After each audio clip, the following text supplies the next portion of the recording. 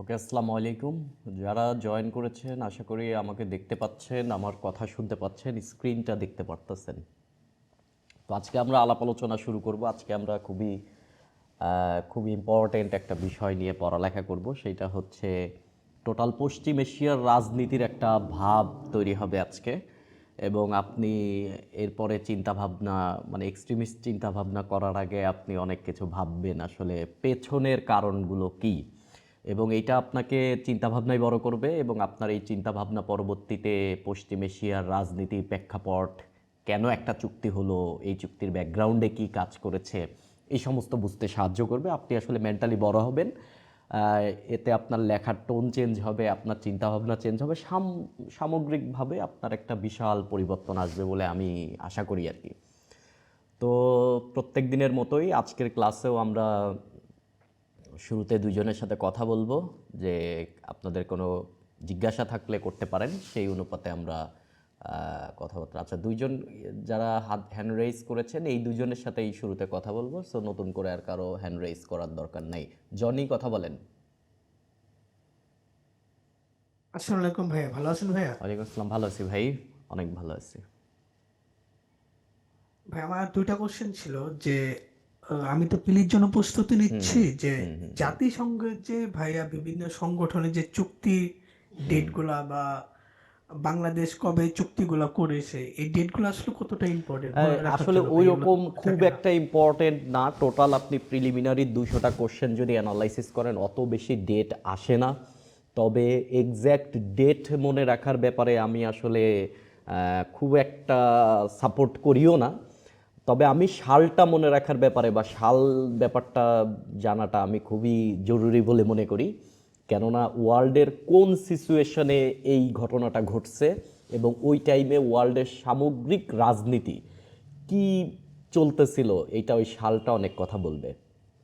Say for example আপনাদেরকে আমি সাহিত্য পড়ার সময় বলেছিলাম যে ধরেন মানিক বন্দ্যোপাধ্যায় তার পদ্মা নদীর মাঝিতে কপিলার সাথে কুবেরের একটা মিলন দেখাইছে। এটা একটা মানে ফ্লয়েডীয় প্রেম, যেখানে দুলাভাইয়ের সাথে শ্যালিকার একটা মিলন দেখাইছে।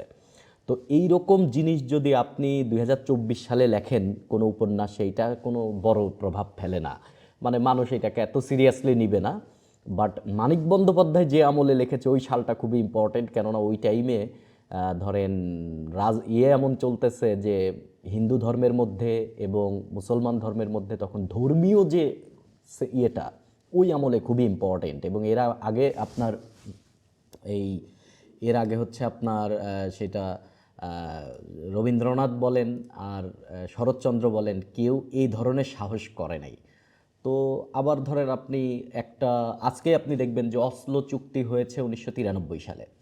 তাহলে 1993 সালের ব্যাপারটা আপনি জানেন যে 1989 সালে অফিসিয়ালি কোল্ড ওয়ার শেষ হয়েছে, 91 সালে আপনার সোভিয়েত ইউনিয়নের পতন হয়েছে। তার মানে সোভিয়েত ইউনিয়নের পতন 1993 সালের অসলো চুক্তিতে একটা বড় প্রভাব ফেলেছে। যদি এইটা 2001 সালে হতো তাহলে সোভিয়েত ইউনিয়নের পতন এত করতো না। সো আপনার সেন্সটা গ্রো করার জন্য কোনো একটা ঘটনার সালটা, কেননা ওই আমলের পৃথিবীতে আপনাকে ব্যাক যেতে হবে, এটা খুবই ইম্পর্টেন্ট। সো দ্যাটস ওয়াই আমি সাল কিছু কিছু ক্ষেত্রে আমি খুবই জোর দিব যে এই সালটা জানা। এক্সাক্ট ডেট পারার দরকার নাই, এবার পিলিতে এরকম কোশ্চেন আসলে পারার দরকার নাই ভাই। আমরা আরেকজনের সাথে থ্যাংক কথা ইউ বল। ভাইয়া। আমরা সাভিয়া আফরিন, আপনি কথা বলতে পারেন। আসসালামু আলাইকুম স্যার, আমাকে শোনা যাচ্ছে? হ্যাঁ, ওয়ালাইকুম আসসালাম, আপনাকে শুনতে পাচ্ছি। স্যার, আমি মূলত একটা পরামর্শের জন্য বলছিলাম। বলেন আমি বলেন। হচ্ছে 46তম প্রিলিতে নতুন করে টিকেছি। ওকে। এখন আমার ব্যাকগ্রাউন্ড হচ্ছে সায়েন্স, বাট ওকে। ম্যাথ আমার প্র্যাকটিসটা অনেক দিন ধরে করা হচ্ছে না। ইভেন প্রিলিতেও আমার ম্যাথটা একটু খারাপ হয়েছিল, ওকে। যার জন্য কনফিডেন্সটা একটু কমে গেছে। এখন ম্যাথটা ঠিক কিভাবে শুরু করা আমার উচিত কাছে আমি। মনে হয় আপনি যে কোনো বাজারের একটা ম্যাথের বই কেনেন, যে কোনো বাজারের বই। এই যে ধরেন এই যে প্যাকেজ বই আর কি, যেটা আপনার বাংলাদেশের জন্য আলাদা পাওয়া যায়, আন্তর্জাতিকের জন্য আলাদা পাওয়া যায়, এরকম ম্যাথের একটা বই। সেইটা যে কোনো ম্যাথ হতে পারে।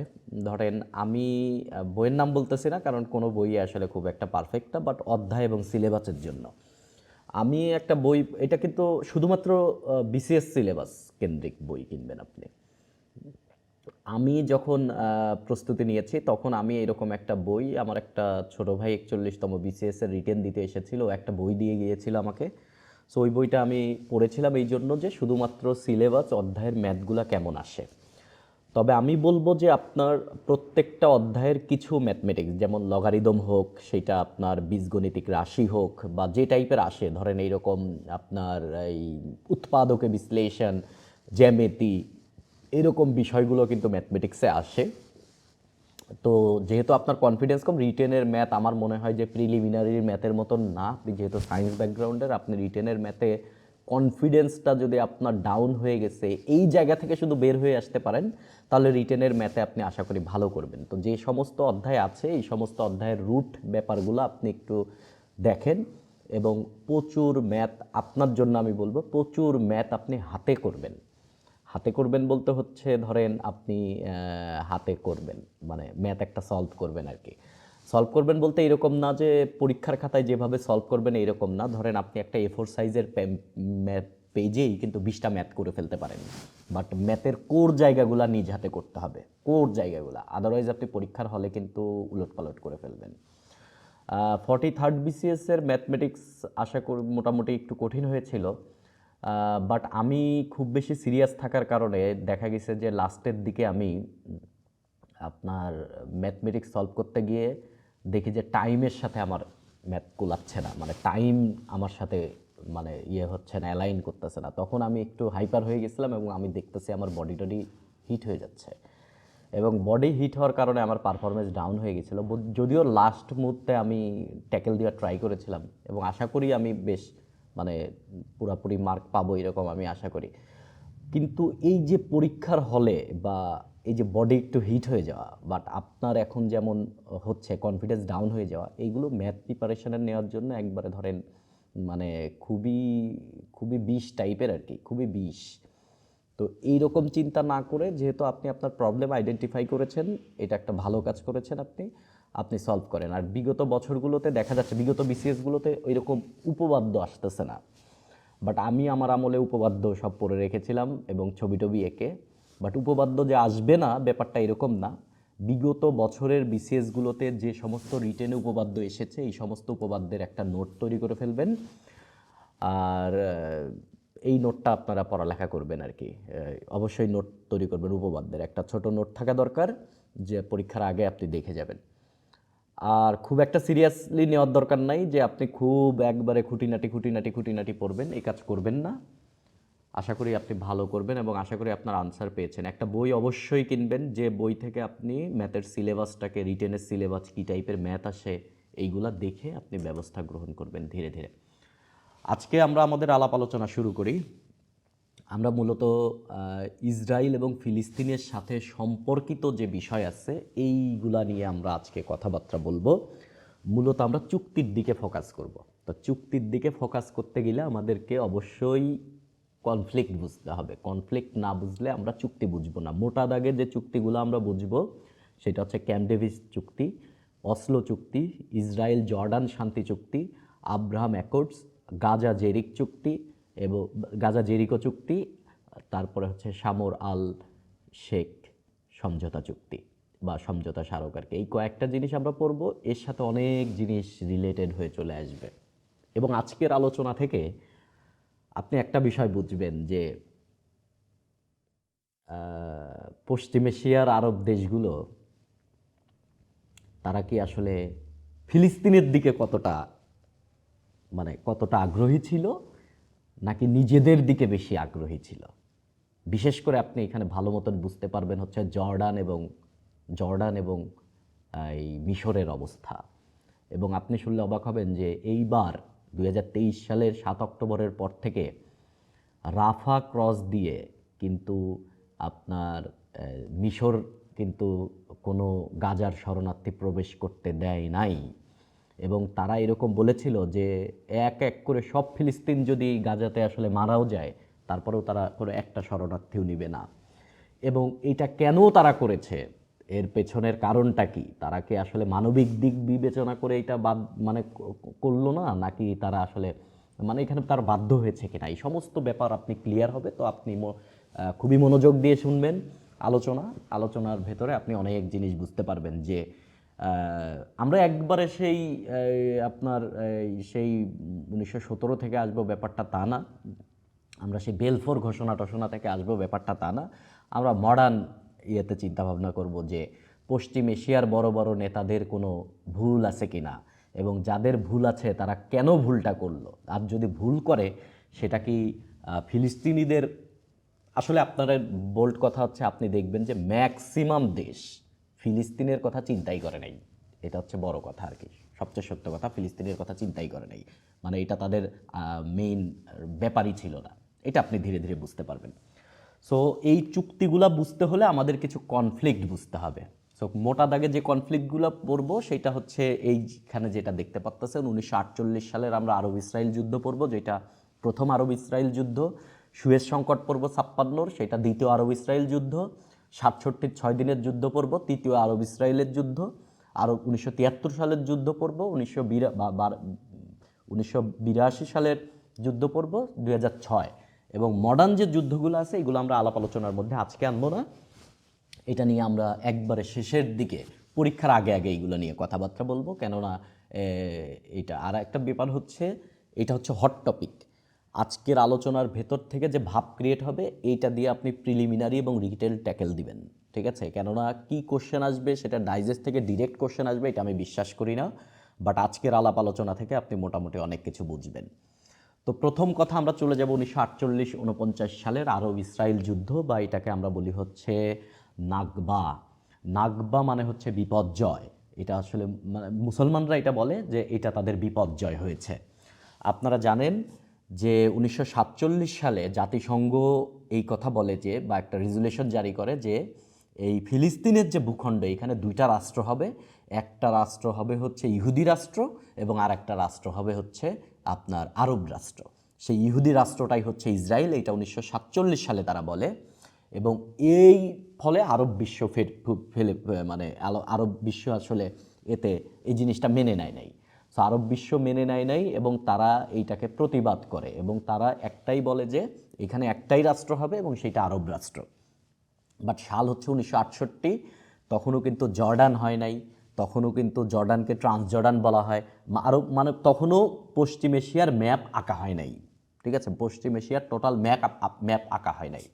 এবং একটা বিষয় মাথায় রাখেন, পশ্চিম এশিয়ার ম্যাপ পশ্চিম এশিয়ার লোকজন আঁকে নাই। পশ্চিম এশিয়া মানে কিন্তু মধ্যপ্রাচ্য, ঠিক আছে? আমি আসলে মধ্যপ্রাচ্য শব্দটার সাথে খুব একটা মানে আমার একটু ব্যক্তিগত ইয়ে আছে, যেই জন্য আমি পশ্চিম এশিয়া বলি। আপনারা মধ্যপ্রাচ্য বলতে পারেন, কোনো সমস্যা নাই। পরীক্ষার প্রশ্নে যদি মধ্যপ্রাচ্য লেখা থাকে তাহলে আপনি মধ্যপ্রাচ্য লিখবেন, ঠিক আছে? প্রশ্নে কি লেখা আছে এটা অনুযায়ী আপনি লিখবেন। তো পশ্চিম এশিয়াতে তখনও ম্যাপ আঁকা হয় নাই, এবং মজার বিষয় হচ্ছে পশ্চিম এশিয়ার ম্যাপ আঁকার পেছনে পশ্চিম এশিয়াদের কোনো ভূমিকা নাই। এর পশ্চিমারা পশ্চিম এশিয়ার ম্যাপ এঁকেছে। পশ্চিমারা কারা? এই যে আমেরিকা, ইংল্যান্ড এরা, ঠিক আছে? পশ্চিমারা আসলে পশ্চিম এশিয়ার ম্যাপ এঁকেছে। তারা আইডেন্টিফাই করে দিছে যে এই জায়গার কে কোন অঞ্চলকে শাসন করবে, কে কী করবে। পশ্চিম এশিয়ার ম্যাপ আঁকাতে মুসলমানদের, বর্তমান ম্যাপ আঁকাতে মুসলমানদের তেমন কোনো ভূমিকা নাই। এবং আমি তথ্য উপাত্ত সহ আমি যে বইটা পড়তেছিলাম, আপনারা এটা দেখতেছেন, এটা টিম মার্শালের ডিভাইডেড। এবং এই বইতে পশ্চিম এশিয়ার জায়গাতে সে আসলে এত ইয়ে হয়ে গেছে যে আপনার মানে জায়গায় জায়গায় সে আসলে খুবই পশ্চিমাদের যে ইয়ে করছে, যে এত মানুষ হত্যার পেছনে যে ম্যাপ আঁকা এবং ডিভাইডেড বলতে আসলে সে এখানে বলতেছে যে ওয়াল আঁকা। এবং এটা একটা ঘটনা শুরুতে বলে এই বই থেকে আজকে আমি জানলাম, মানে গত 2 দিন যাবৎ পড়তেছিলাম। আপনাদেরকে আমি একটা গল্প বলি, তাহলে শুনতে ভালো লাগবে আপনাদেরকে একটা ছবি দেখাই তাহলে ছবিটা দেখলে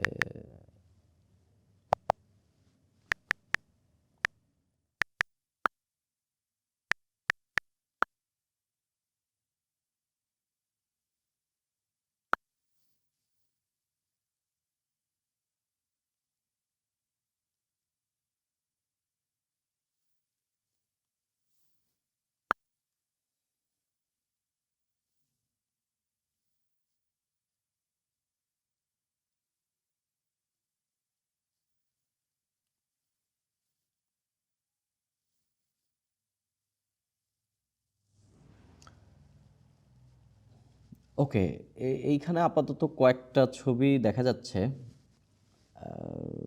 ভালো ছবিটা পাওয়া যাচ্ছে কি না সবচেয়ে ভালো, আপনাদের হান্ডালা নিয়ে একটা ভিডিও করেছিলাম আমি, সেই হান্ডালার ছবিও এইখানে তিনি এঁকেছেন আর কি। বেশ কিছু ছবি তিনি এঁকেছেন। এইটা হচ্ছে বেথলেহেম শহর, আপনারা পশ্চিম তীরের এই শহরকে ইসরায়েল যে ওয়াল দিয়ে রেখেছে, এটা 23 ফিট চওড়া ওয়াল। এই যে যে ওয়ালটা আপনি দেখতেছেন এই সাইডের ছবিতে আর কি, এটা হচ্ছে বেথলেহেম শহরের ওয়াল।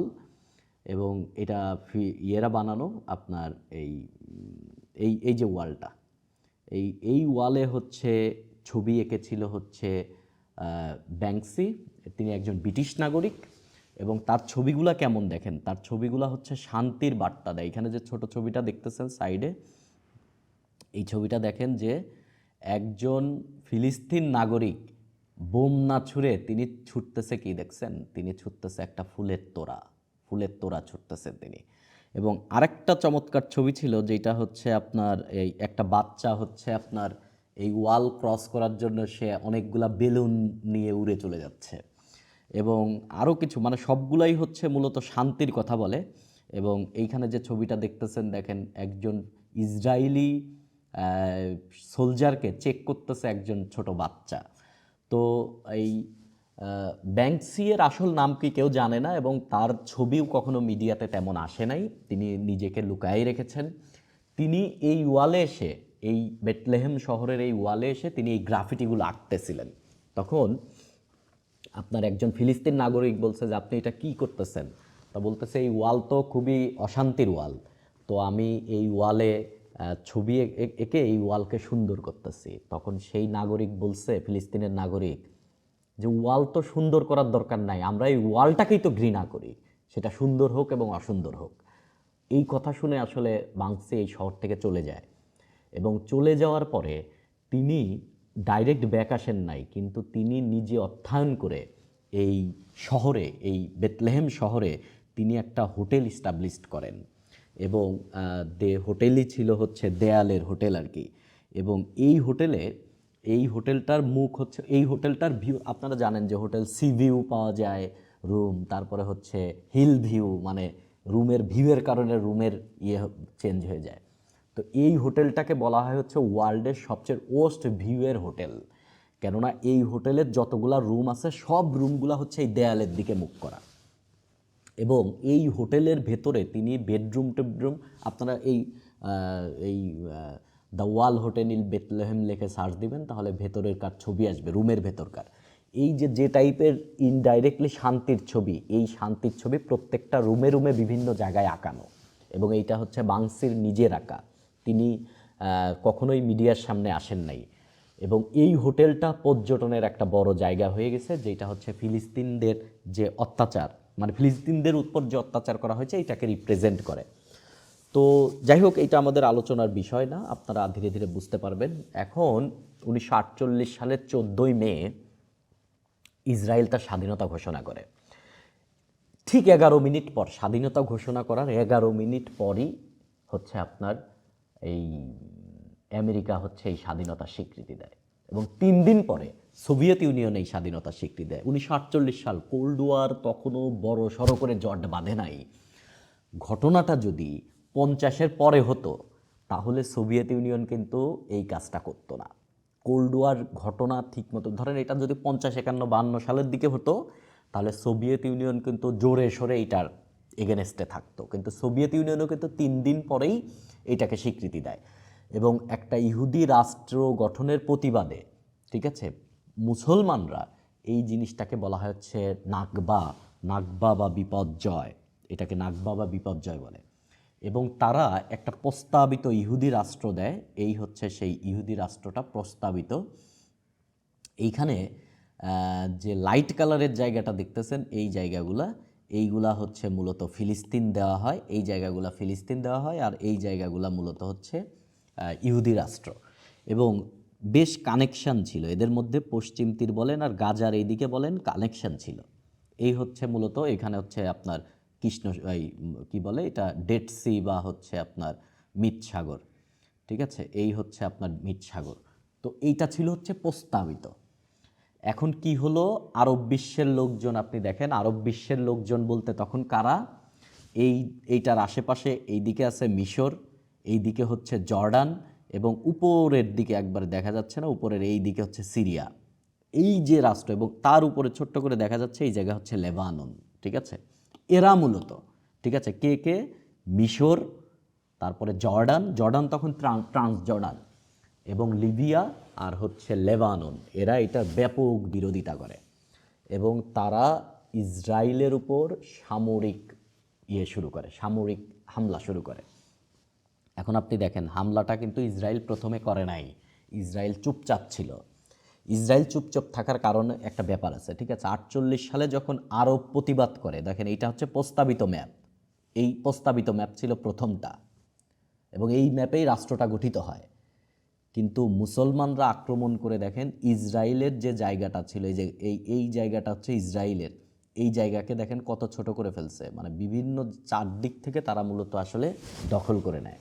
এতে ইসরায়েল সামরিকভাবে বেশ চাপের মুখে পড়ে, এবং এই চাপের মুখে তারা ইচ্ছাকৃতভাবে পড়ছিল নাকি পড়তে বাধ্য হয়েছিল, ব্যাপারটা আপনি ধীরে ধীরে বুঝতে পারবেন। এর ফলে যেহেতু আরব বিশ্ব আক্রমণ করছে এবং ইসরায়েলের সৈন্য মারা গেছে এবং তাদের জায়গা বা তাদের প্রস্তাবিত রাষ্ট্রের জায়গা আরবরা দখল করে নিছে, এই জন্য পশ্চিমা সিম্প্যাথি পায় হচ্ছে আপনার ইসরায়েল, এবং এতে করে বিশ্বের অনেক রাষ্ট্র ইসরায়েলকে স্বীকৃতি দিয়ে ফেলে, এবং পশ্চিমারা তাকে ডাইরেক্ট মিলিটারিলি না, সামরিকভাবে ডাইরেক্ট না, বাট অস্ত্র গোলাবারুদ দিয়ে ব্যাপক সাহায্য সহযোগিতা করে এবং বিশ্বে ব্যাপক সাপোর্ট পায়। এবং এই সাপোর্ট পাওয়ার পরে তারা 48 জুলাইতে গিয়ে, মানে জুনে অ্যাটাক করে ইয়েরা, জুলাইতে গিয়ে দেখেন নিজের জায়গা কত বড় করে ফেলছে, নিজের জায়গা কত, দেখেন এত অংশ ছিল গাজার এই জায়গাটা, এইখানে গাজাকে ছোট করে ফেললো, পশ্চিম তীরকে দেখেন কত ছোট করে ফেলছে, ম্যাক্সিমাম জায়গায় তারা ব্যাক নিয়ে গেছিল। এইটা ছিল হচ্ছে আরব বিশ্বের শুরুতে সবচেয়ে বড় পরাজয়, প্রথম অ্যাটাক করা, এবং ওই অ্যাটাক করে ইসরায়েলকে একবারে টিকিয়ে রাখা এবং ইসরায়েলকে সারা বিশ্বের সাথে সিম্প্যাথি অর্জন করতে সাহায্য করে দেওয়া। আমার দৃষ্টিতে মনে হয়েছে আর কি, যতটুকু আমি পড়েছি, বাট এর পেছনে আরও ডেপথ থাকতে পারে, আপনারা আরও পড়ালেখা করলে ধীরে ধীরে জানতে পারবেন। এবং এটাই ছিল হচ্ছে মূলত, কেউই ফিলিস্তিনের জন্য এই কাজটা করে নাই, কেউই করে নাই। এইখানে যে জর্ডান, লেবানন, মিশর এবং সিরিয়া, কেউই ফিলিস্তিনের জন্য এই কাজটা করে নাই। কেন? ফিলিস্তিন তখন রাষ্ট্রই না, ফিলিস্তিনের জন্য এই কাজটা করে নাই, তারা নিজেদের নিরাপত্তার জন্য, শুধুমাত্র নিজেদের নিরাপত্তার জন্য। এবং এই যুদ্ধে ফিলিস্তিন বা আরবরা যারা এখানে বসবাস করতো, তারা তাদের অধিকাংশ জায়গা হারায়, এবং 7 লাখ মতন ফিলিস্তিনিরা বিভিন্ন দেশে শরণার্থী হয়, বিভিন্ন দেশে শরণার্থী হয়। তারা লেবাননে চলে যায়, তারা সিরিয়াতে চলে যায়, এবং তারা জর্ডানে চলে আসে, মিশরে চলে আসে, বিভিন্ন জায়গায় চলে যায়। ঠিক আছে, এইটা একটা বড় ব্যাপার, আপনার ধীরে ধীরে বুঝতে সাহায্য করবে আর কি। দ্বিতীয় আরব ইসরায়েল যুদ্ধ হচ্ছে সুয়েজ খাল। সুয়েজ খালকে আজকে একটা ভিডিও দিয়েছিলাম, অনেকেই হয়তো বা দেখতে পারেন। এই হচ্ছে ধরেন সুয়েজ খাল, মিশরের এই জায়গা দিয়ে সুয়েজ খালটা, এবং এই জায়গার রাষ্ট্রটাই কিন্তু হচ্ছে ইসরায়েল। ঠিক আছে, এই সুয়েজ খাল লন্ডন থেকে যদি আমরা জিব্রাল্টার দিয়ে আসি এবং এসে সুয়েজ খাল দিয়ে ঢুকি এবং এইদিকে বাব এল মানদেব দিয়ে যদি চলে যাই, তাহলে মুম্বাইয়ের যে দূরত্ব, আবার মানে ইন্ডিয়া থেকে যদি আমরা উত্তম আশা অন্তরীপ দিয়ে চলে যাই, প্রায় 7200 কিলোমিটার মতো দূরত্ব বেশি। সো স্ট্র্যাটেজিক্যালি এটা খুবই ইম্পর্টেন্ট। আর আপনারা জানেন যে এই মধ্যপ্রাচ্যে আপনার এই পশ্চিমাদের কলোনি ছিল হচ্ছে আপনার আমাদের এই ভারতীয় উপমহাদেশ বলেন বা ইন্দো চায়না বলেন, এই সমস্ত জায়গায় তাদের কলোনি ছিল। সেটা ফ্রান্স বলেন, ডাচ বলেন, এদের কলোনি ছিল। ফ্রান্সের বেশ ম্যাক্সিমাম কলোনি ছিল আফ্রিকাতে, বাট তারা এই অঞ্চলে কিন্তু ঐতিহাসিকভাবে যেহেতু তাদের কলোনি ছিল, তারা ব্যাপক ব্যবসা বাণিজ্য এই অঞ্চলের সাথে করত, এবং আমরা ছিলাম তাদের বিশাল বড় ক্রেতা। সো তাদের চলাচলের জন্য এই সুয়েজ ক্যানেল একটা স্ট্র্যাটেজিক্যাল খুবই ইম্পর্ট্যান্ট জায়গা। এই জন্যই হচ্ছে ফার্ডিনান্দ দি লেপাস এই লেসেপ আর কি, ফার্নিদাদ দি লেসেপ, তিনি সর্বপ্রথম হচ্ছে এই জায়গাতে একটা খাল কাটার প্ল্যান করেন এবং 59 সাল থেকে কাজ শুরু হয় এবং সুয়েজ খাল কোম্পানি প্রতিষ্ঠিত হয় এবং 10 বছর পরে খালটা প্রতিষ্ঠিত হয়। এর পেছনে কাজ করে হচ্ছে ফ্রান্স এবং ইংল্যান্ড। এবং এই খাল টোটাল হচ্ছে 160 কিলোমিটার লম্বা। এর মধ্যে 100 কিলোমিটার খাল আগেই ছিল, সেটার একটু ডেপথ বাড়ানো হয়, আর মোটামুটি 60 কিলোমিটার মতন এটাকে কাটা হয় আর কি। তো মিশরের অবস্থিত এই খাল হলেও মিশর দেশটাকে 2 খণ্ড করে ফেলে এই খালটা। মিশরে অবস্থিত হলেও কিন্তু পশ্চিমারা যেহেতু এটা কাটছে, এই জন্য হচ্ছে আপনার ব্রিটিশ এবং ফ্রান্স ব্যাপক এইখান থেকে মানে অ্যাডভান্টেজ নিতে থাকে এবং এই খালের মালিকানা আসলে মিশরের ছিল না। সুয়েজ খাল কোম্পানি এইটার 45% শেয়ার ধরে রেখেছিল এই খালের, যে ট্যাক্স উঠতো তার 45%। এবং মিলিটারিলি এইখানে এই যুক্তরাজ্য এবং ফ্রান্সের মিলিটারির ব্যাপক উপস্থিতি ছিল। তো সুয়েজ খাল হচ্ছে একটা বড়সড় গেটওয়ে এবং বিশ্ব বাণিজ্যের প্রায় 10% এই রোড দিয়ে হয়। হতো, এখন আর এত হচ্ছে না, 10 থেকে 13%, এখন একবারেই কমে গেছে। তো 56 সালে প্রথম হচ্ছে গামাল আবদেল নাসের, এই ক্যারেক্টারটা খুবই ইম্পর্টেন্ট, মিশরের প্রেসিডেন্ট ছিলেন এবং তিনি উদ্যোগ নেয় যে এইটাকে জাতীয়করণ করা।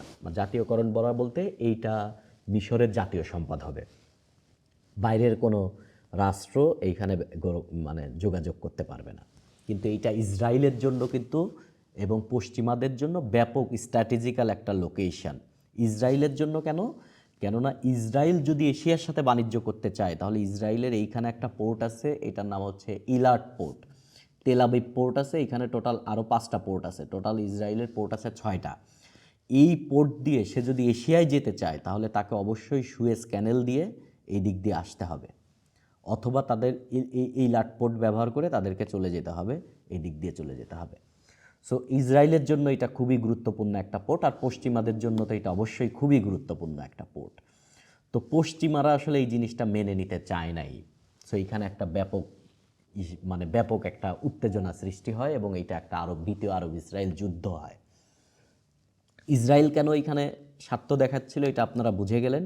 মিশর ছিল জাতীয়করণ এবং নিজের অর্থনৈতিক এবং নিয়ন্ত্রণ প্রতিষ্ঠা করা তার এইখানে, এবং যুক্তরাজ্য ফ্রান্সের কি স্বার্থ ছিল এটাও আপনি বুঝে গেছেন। ফলাফল কি হয়, মিশর নিয়ন্ত্রণ প্রতিষ্ঠা করে, কিন্তু আন্তর্জাতিক রাজনীতিতে তাদের একটা কূটনৈতিক ব্যাপক পরাজয় হয় এবং বিভিন্ন ধরনের স্যাংশন তাদের উপর দেওয়া হয়। এতে করে আসলে খুব একটা হয় নাই, মানে মিশর খুব একটা লাভ করতে পারে নাই। ফিলিস্তিনিদের কিছু হয়েছে, প্রত্যক্ষ পরোক্ষ কিছুই হয় নাই, বরংস মুসলমানদের প্রতি পশ্চিমাদের আরও একটা ক্ষোভ বেশি বেড়ে যায় এখানে, এবং এইটা পরোক্ষভাবে ফিলিস্তিনের যে সংকট এইটাকে আরও ঘনীভূত করে। ঠিক আছে, এটা চলে গেল 56। এরপরে বিভিন্নভাবে উত্তেজনা চলতেছিল, বিভিন্নভাবে। এবং সুয়েজ ক্যানেলের সংকটের পর আপনারা যদি মিশরের ম্যাপটা দেখেন, এই পাশের পুরা দেশটা হচ্ছে মিশর, এই হচ্ছে সুয়েজ ক্যানেল, এই হচ্ছে ইসরায়েল। তো সুয়েজ ক্যানেলের এই পাশ দিয়ে ডান পাশের যে জায়গাটা এটা হচ্ছে সিনাই উপদ্বীপ। এই সিনাই উপদ্বীপ কিন্তু একটা বিশাল জায়গা, এক ইসরায়েলের মনে করেন যে 3-4টা ইসরায়েলের সমান বিশাল জায়গা এই সিনাই উপত্যকা। 56 পর থেকে সিনাই উপত্যকায় হচ্ছে জাতিসংঘের যারা শান্তিরক্ষা বাহিনী তাদের অবস্থান আসে, কেননা মিশরের সাথে ব্যাপক সামরিক উত্তেজনা যখন শুরু হয় ইসরায়েলের। তো এই সামরিক উত্তেজনাকে প্রতিহত করার জন্য যেন বড় কোনো কনফ্লিক্ট না হয় সেই জন্য এখানে জাতিসংঘ তার শান্তিরক্ষা বাহিনী পাঠায়। ঘটনা ধীরে ধীরে 67-তে চলে আসে। 67-র এই যুদ্ধকে বলা হয় 6 দিনের যুদ্ধ বা তৃতীয় আরব ইসরায়েল যুদ্ধ। এই যুদ্ধ চলছিল মাত্র 6 দিন, 5 থেকে 10 জুন, এবং এর পেছনে বড় বড় কারণ ছিল সুয়েজ সংকট এবং 48-এর যুদ্ধের পর বর্ডার দিয়ে ব্যাপক উত্তেজনা শুরু হয়ে গেছিল ইসরায়েল এবং আরব কান্ট্রি। আরব কান্ট্রি তখন বলতে মিশর, জর্ডান, লেবানন, সিরিয়া, ব্যাপক উত্তেজনা চলতেছিল। এবং এর মধ্যে এই উত্তেজনার কারণে 68 সালে ইসরায়েল আসলে গোলান মালভূমি দখল করে নেয়। ঠিক আছে, গোলান মালভূমি জর্ডান থেকে দখল করে নেয় এবং পশ্চিম তীরের বেশ কিছু জায়গা গোলান মালভূমি সিরিয়া থেকে দখল করে নেয় এবং জর্ডানের কিছু জায়গা দখল করে নেয় 64 সালে, 56 পরে 64 সালে। এবং এই গামাল আবদেল নাসের তিনি সিনাই উপদ্বীপ থেকে 67 সালের শুরুর দিকে তিনি জাতিসংঘের যে শান্তিরক্ষা মিশন ছিল এই মিশনকে সরায় নিতে বাধ্য করায়, বলে যে এখানে লাগবে না। তো শান্তিরক্ষা বাহিনীকে সরায় দেওয়া এটা ইসরায়েল একটা থ্রেট হিসেবে দেখে এবং তারা ভাবে যে মূলত তারা আমাদেরকে আক্রমণ করার প্ল্যান করতেছে, এই জন্য শান্তিরক্ষা বাহিনীকে সরায় দিচ্ছে। এবং সুয়েজ খাল সে বন্ধ করে দেয় এবং বন্ধ করে দেয় ম্যাক্সিমামই হচ্ছে পশ্চিমাদের জন্য এবং ইসরায়েলের জন্য একবারে নিষেধ করে দেয়। এবং ব্যাপক প্রতিরক্ষা খাতে ইসরায়েল ইনভেস্ট করা শুরু করে ব্যাপক পরিমাণে। এবং তখন ইরাক সহ বেশ কিছু মুসলিম দেশ একত্রিত হয় ইসরায়েলের এগেনস্টে। এই 5টা কারণ ছিল 67 যুদ্ধ শুরু হওয়ার পেছনে মেইন কারণ। এবং এই যুদ্ধ 5 দিন চলে। ইসরায়েলে প্রথম আক্রমণ শুরু করে তার প্রতিবেশী আরব রাষ্ট্রগুলো আক্রমণ শুরু করে। 5 দিন এই যুদ্ধ চলে। এই যুদ্ধে মুসলমানরা পরাজিত হয় এবং এতে করে কি হয় জানেন, এতে করে বেশ কিছু জায়গা এর হাতে চলে যায়। এর বেশ কিছু জায়গা বলতে হচ্ছে, এতদিন তো আপনার যুদ্ধের আগে ফিলিস্তিন বলে কিন্তু কোনো রাষ্ট্র নাই অলরেডি। তখন যুদ্ধের ফলে কি হয় দেখেন, আগে এই যে পশ্চিম তীর যে জায়গাটা আমরা বলি, এই পশ্চিম তীর ছিল জর্ডানের নিয়ন্ত্রণে। এইটুকু পশ্চিম তীর হচ্ছে জর্ডানের নিয়ন্ত্রণে ছিল। গাজা উপত্যকা মূলত নিয়ন্ত্রণে ছিল হচ্ছে মিশরের নিয়ন্ত্রণে। ইসরায়েল বলে কিন্তু কিছু নাই, সরি ফিলিস্তিন বলতে কোনো কিছু নাই। কিন্তু 67 যুদ্ধের পরে 6 দিনের যুদ্ধের পরে কি হইল, পুরা সিনাই উপত্যকা দখল করে নেয় ইসরায়েল, পুরা সিনাই, পুরা পশ্চিম তীর দখল করে নেয়, পুরা গোলান মালভূমি দখল করে নেয় ইসরায়েল। এবং এটা আরব বিশ্বের একটা বড় পরাজয়, যে এতগুলা দেশ একত্রিত হয়েও এই জিনিস ঠেকাতে পারে নাই। এবং এর ফলেই মূলত হচ্ছে বেশ কিছু আরব রাষ্ট্র ইসরায়েলের দিকে মানে শান্ত দৃষ্টি মানে ইসরায়েলের প্রতি নরমালাইজেশন হতে বাধ্য হয় আর কি। এবং এই যুদ্ধে ফিলিস্তিনের কোনো লাভ হয়েছে? বিন্দুমাত্র কোনো ফিলিস্তিনের লাভ হয় না। এবং ফিলিস্তিনের স্বাধীনতার জন্য কোনো কথাই ছিল না এই যুদ্ধে। ফিলিস্তিনের জন্য কেউ যুদ্ধ করে নাই এখানে, ফিলিস্তিনের যুদ্ধ কোনো রাষ্ট্রই এখানে যুদ্ধ করে নাই। 67 যুদ্ধের পর মূলত 73-এর আরব ইসরায়েল যুদ্ধ, এটা খুবই বড় একটা যুদ্ধ। কেননা মিশর অলরেডি তার জায়গা ফেরত চায়, জর্ডান জায়গা ফেরত চায়, এই সিরিয়া তার গোলান মালভূমি ফেরত চায়, এরকম একটা মুহূর্তে। এবং এই যুদ্ধটা হয় রমজান মাসে, এই জন্য এটাকে রমজানের যুদ্ধও বলা হয়। এবং এইখানে এই যুদ্ধটাকে বলা হয় ইয়াম কিপুর যুদ্ধ। ইয়াম কিপুর হচ্ছে একটা দিন ইহুদিদের জন্য, যে দিন ইহুদিরা প্রায় 25 থেকে 26 ঘন্টা রোজা রাখে। ইহুদিরা 25 থেকে 26 ঘন্টা, এবং এইটা হলো তাদের পাপ মোচনের দিন তাদের ধর্ম অনুযায়ী। এবং এই যে রাখে, তারা তওবা করে এবং তারা সারাদিন নিজের পাপের জন্য খুবই অনুশোচনা করে। এবং এটা কিন্তু ধর্মীয় সবচেয়ে বড় অনুষ্ঠান তাদের, কিন্তু এই দিনে আনন্দ হয় না, সবাই দুঃখে থাকে। পাপ মোচনের দিন, নিজের পাপ স্মরণ করে। এই দিন আক্রমণটা করা হয়, কেননা তারা মনে করেছিল যে ওরা এই 25 ঘন্টা রোজা রেখে ওরা খুব পড়বে, মানে খুব নেতায় পড়বে এবং আমরা আক্রমণ করে একবার ওদেরকে ধুলাস্যাৎ করে ফেলবে, এটা মনে করেছিল তারা। কিন্তু এই উদ্দেশ্য সফল হয় নাই। 18 দিন ধরে যুদ্ধ চলে, বাট এই যুদ্ধেও কিন্তু ইসরায়েল জয়লাভ করে। আসলে কার কি স্বার্থ ছিল? ইসরায়েলের প্রধান লক্ষ্য ছিল হচ্ছে যে জায়গাগুলো দখল করছে সেই জায়গাতে তার আধিপত্য টিকায় রাখা। মিশরের স্বার্থ ছিল তার সিনাই উপত্যকা ফেরত নেওয়া। সিরিয়ার স্বার্থ ছিল তার গোলান মালভূমি ফেরত নেওয়া। গোলান মালভূমি কোথায়? এই যে সিরিয়ার উপরের যে জায়গাটা, এইটুকু হচ্ছে মানে ইসরায়েলের এইখানে উপর গোলান মালভূমি সিরিয়ার সাথে, ঠিক আছে, এই জায়গাটুকু। এই যুদ্ধের ফলে কি হয়, ফিলিস্তিনিদের কোনো সরাসরি লাভ হয়েছে? কোনো লাভই হয় নাই। কেননা ফিলিস্তিনের স্বাধীনতা নিয়ে কেউ কোনো বড় কথাই বলে নাই এইখানে, কেননা এটা তাদের ব্যক্তিগত যুদ্ধ ছিল, তাদের ল্যান্ড ফেরত নেওয়ার জন্য। এতে কি হয়, বৈশ্বিক রাজনীতিতে একটা ব্যাপক পরিবর্তন হয় এবং বৈশ্বিক রাজনীতিতে ফিলিস্তিন আবার তার অবস্থান পাকাপোক্ত করে এবং তাকে আক্রমণ করা হয়েছে এই জিনিস দেখানোর পরে সে তার মানে সহানুভূতি গ্যাদার করে আর কি। এবং তখন 1973 সাল সিনাই যুদ্ধের ব্যাপার চলতেছে। সো সিনাই যুদ্ধ এই জায়গাকে আরও উত্তেজিত করে ফেলে এবং ইহুদি রাষ্ট্র যেহেতু আমেরিকার বেল্ট, তখন আমাদের পশ্চিম এশিয়ার মুসলমান রাষ্ট্রগুলো অনেকাংশে তারা সোভিয়েত ইউনিয়নের দিকে ঝুঁকে পড়তে বাধ্য হয় এবং এইখান থেকেই মূলত সিরিয়া, জর্ডান, পরবর্তীতে জর্ডান আসলে আমেরিকার বেল্টেই চলে যায়, জর্ডান, লেবানন, এদের সাথে মানে সোভিয়েত ইউনিয়নের একটা ঐতিহাসিক কানেকশন সৃষ্টি হয় এই যুদ্ধের প্রেক্ষাপটে। এই যুদ্ধকে প্রতিহত করার জন্য বা এই যুদ্ধকে ওয়ার্ল্ডে চাপ সৃষ্টি করার জন্য 1973 সালে ওপেক অয়েলের উপরে স্যাংশন দেয়। তারা তাদের তেল উৎপাদন কমায় দেয়, মানে তেল উত্তোলনের পরিমাণ কমায় দেয়। এতে বৈশ্বিক একটা ব্যাপক তেলের সংকট হয় এবং এতে বৈশ্বিক যে রেসেশন বা মানে মৌসুমিক রেসেশন, এত মানে উৎপাদন কমে গেছে, ইন্ডাস্ট্রি চলতেছে না, বিদ্যুৎ উৎপাদন হচ্ছে না, তেল নাই। তখন যে উৎপাদন, এই যে অর্থনৈতিক একটা সংকট ব্যাপক পরিমাণে সৃষ্টি হয়, এইটা একটা ভিন্ন মাত্রা যোগ করে।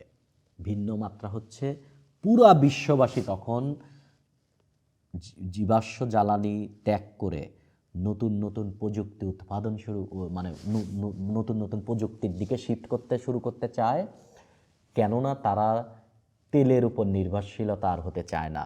এবং এতে প্রায় 70 থেকে 80% তেলের দাম বেড়ে যায় এই ক্রাইসিস, এবং তেল পাওয়াই যাচ্ছে না। দাম বাড়া তো অনেক পরের কথা, তেল পাওয়াই যাচ্ছে না, এরকম একটা অবস্থা সৃষ্টি হয়। তখন তারা নবায়নযোগ্য শক্তি এবং এমন এমন প্রযুক্তি উদ্ভাবন শুরু করতে চায় যেইটার ইফিসিয়েন্সি অনেক বেশি হবে, ইফিসিয়েন্সি অনেক মানে অল্প তেলে বেশি কাজ করবে, এই টাইপের। এই যে একটা টেকনোলজিক্যাল বিপ্লবের একটা মানে একটা ইনসেপশন শুরু হয় আর কি এই জ্বালানি সংকট থেকে। 1973 সালের যুদ্ধ, আরব ইসরায়েল যুদ্ধ, এবং এইখানে তারা অয়েল উইপন বলা হয় এটাকে, বা তেল অস্ত্র ব্যবহার করে পশ্চিম এশিয়ার দেশগুলো বা ওপেক কান্ট্রিগুলো। এতে করে কোনো লাভ হয়েছে? এতে করে আসলে তেমন কোনোই লাভ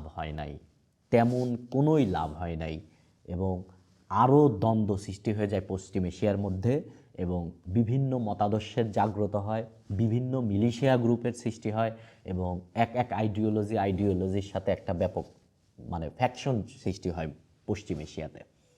1973-এর এটা ব্যাপক রাজনৈতিক বিশ্বের একটা বড় রাজনৈতিক পরিবর্তন নিয়ে আসে। এটা আপনারা অনেক বেশ কয়েকটা জায়গায় বেশ ডিটেলসে লেখা আছে। আমি এখন আপাতত শ্যালো আলোচনা করতেছি, আপনারা এটা রিডিং করলে আরও ভালো বুঝে যাবেন, আর এই কথাগুলো আপনাদের আরও ভালো ধারণা দিবে। সাল 1982 সাল, তখন লেবাননে মূলত প্যালেস্টাইন লিবারেশন আর মানে অর্গানাইজেশন বা PLO এর ব্যানারে, আপনারা জানেন যে ইসরায়েল ফিলিস্তিনের ম্যাক্সিমাম জায়গা দখল করে নিছে। তাহলে ফিলিস্তিনিরা এখন কোথায় থাকবে? তারা শরণার্থী হয়ে লেবাননে, জর্ডানে, মিশরে এবং সিরিয়াতে অবস্থান করতেছে। লেবাননে যত শরণার্থী ছিল, এই শরণার্থীগুলো মিলিটারি ট্রেনিং নিচ্ছিল লেবাননের সাহায্যে, এবং তারা এই যে মিলিটারি ট্রেনিং নিচ্ছে, তারা অস্ত্র গোলাবারুদ সাহায্য পাচ্ছে, এইটা ইসরায়েলের জন্য নিরাপত্তার জন্য একটা ব্যাপক হুমকি স্বরূপ ছিল। এবং ইসরায়েল এইটাকে প্রতিহত করার জন্য 1982 সালে লেবাননে হামলা করে। এইটার নাম ছিল হচ্ছে অপারেশন পিস ফর গ্যালিলি, এবং এতে প্রায় 18,000 মানুষকে খুন করা হয়। 18,000। এই 18,000-এর মধ্যে 10,000-ই ছিল ফিলিস্তিনি শরণার্থী, এবং ম্যাক্সিমামই কোনো না, মানে কোনো মিলিশিয়া গ্রুপের না, তারা সাধারণ লোক ম্যাক্সিমামই। এর মধ্যে 4,000 লেবানিজ মানুষ খুন হয় এবং মাত্র 1200 ইসরায়েলি সৈন্য নিহত হয় এই হামলার ফলে। এবং এই হামলার ফলে মূলত হিজবুল্লাহ একটা বড় পায়, এবং হিজবুল্লাহ একটা বড় মানে এই হামলার ফলে এত মানুষ মারা যায় এবং হিজবুল্লাহ একটা বড় ফ্লোর পায়, এবং হিজবুল্লাহ প্রতিষ্ঠা আরও শক্তিশালী হওয়া শুরু করে 1982 সালের পর থেকে। এবং এই সময় মূলত ফিলিস্তিনিরা যারা শরণার্থী হিসেবে ছিল, তারা আসলে এরপর থেকে আরও স্ট্রংলি মিলিটারি ট্রেনিং নেওয়া শুরু করে, আরও স্ট্রংলি। এবং এর প্রেক্ষিতে 1906 সালে মূলত হিজবুল্লাহর সাথে যুদ্ধ শুরু হয় 1906 সালে, 2006 সালে হিজবুল্লাহর সাথে যুদ্ধ শুরু হয়। আগেরটা ছিল লেবাননের, পুরো টোটাল লেবানন, বাট লেবাননের এখন ম্যাক্সিমাম তখন মিলিটারি পাওয়ার হচ্ছে হিজবুল্লাহর কাছে। তখন হিজবুল্লাহ সাথে যুদ্ধ শুরু হয় 2006 সালে, এবং এটাকে জুলাই যুদ্ধ বলা হয়, 33 দিনের যুদ্ধও বলা হয় এটাকে। এই যুদ্ধে হিজবুল্লাহর সাথে direct military operation, ground invasion চালায়। গ্রাউন্ড ইনভেশন, ব্যাপক বিমান হামলা চালায় এবং গ্রাউন্ড ইনভেশন করে। এতে ফিলিস্তিনের দক্ষিণ মানে ইসরায়েলের দক্ষিণে, এই ইসরায়েলের ম্যাপের আপনার একবার উপরের দিকে উত্তরে এবং লেবাননের দক্ষিণে এই বর্ডার এলাকাতে মূলত ব্যাপক বোম মারে এবং বিমান হামলা চালায় হচ্ছে ইসরায়েল, এবং এতে মূলত হচ্ছে 1200 মতন লেবানিজ নিহত হয় এই যুদ্ধে, 1200 মতো। এর মধ্যে মাত্র 400 মতন হচ্ছে আপনার ইসরায়েলি সৈন্য নিহত হয়। এবং এই যুদ্ধের ফলে ইসরায়েলিরা, এখন আপনি একটা জিনিস বোঝার ট্রাই করবেন যে এখন যেটা কথা বলবো এটা খুবই সিরিয়াস কথা আর কি। ধর্মকে পুঁজি করে এরা যুদ্ধ করলেও এরা কেউই প্র্যাকটিসিং না। ধরেন এই সমস্ত যুদ্ধের কারণে ইসরায়েলের লোকজন কিন্তু তাদের জনগণকে একটা নির্দিষ্ট টাইম মিলিটারি ট্রেনিং নেওয়া এবং মিলিটারিতে অংশগ্রহণ করা বাধ্যতামূলক করে, এবং তাদের সংবিধানে এটা আছে।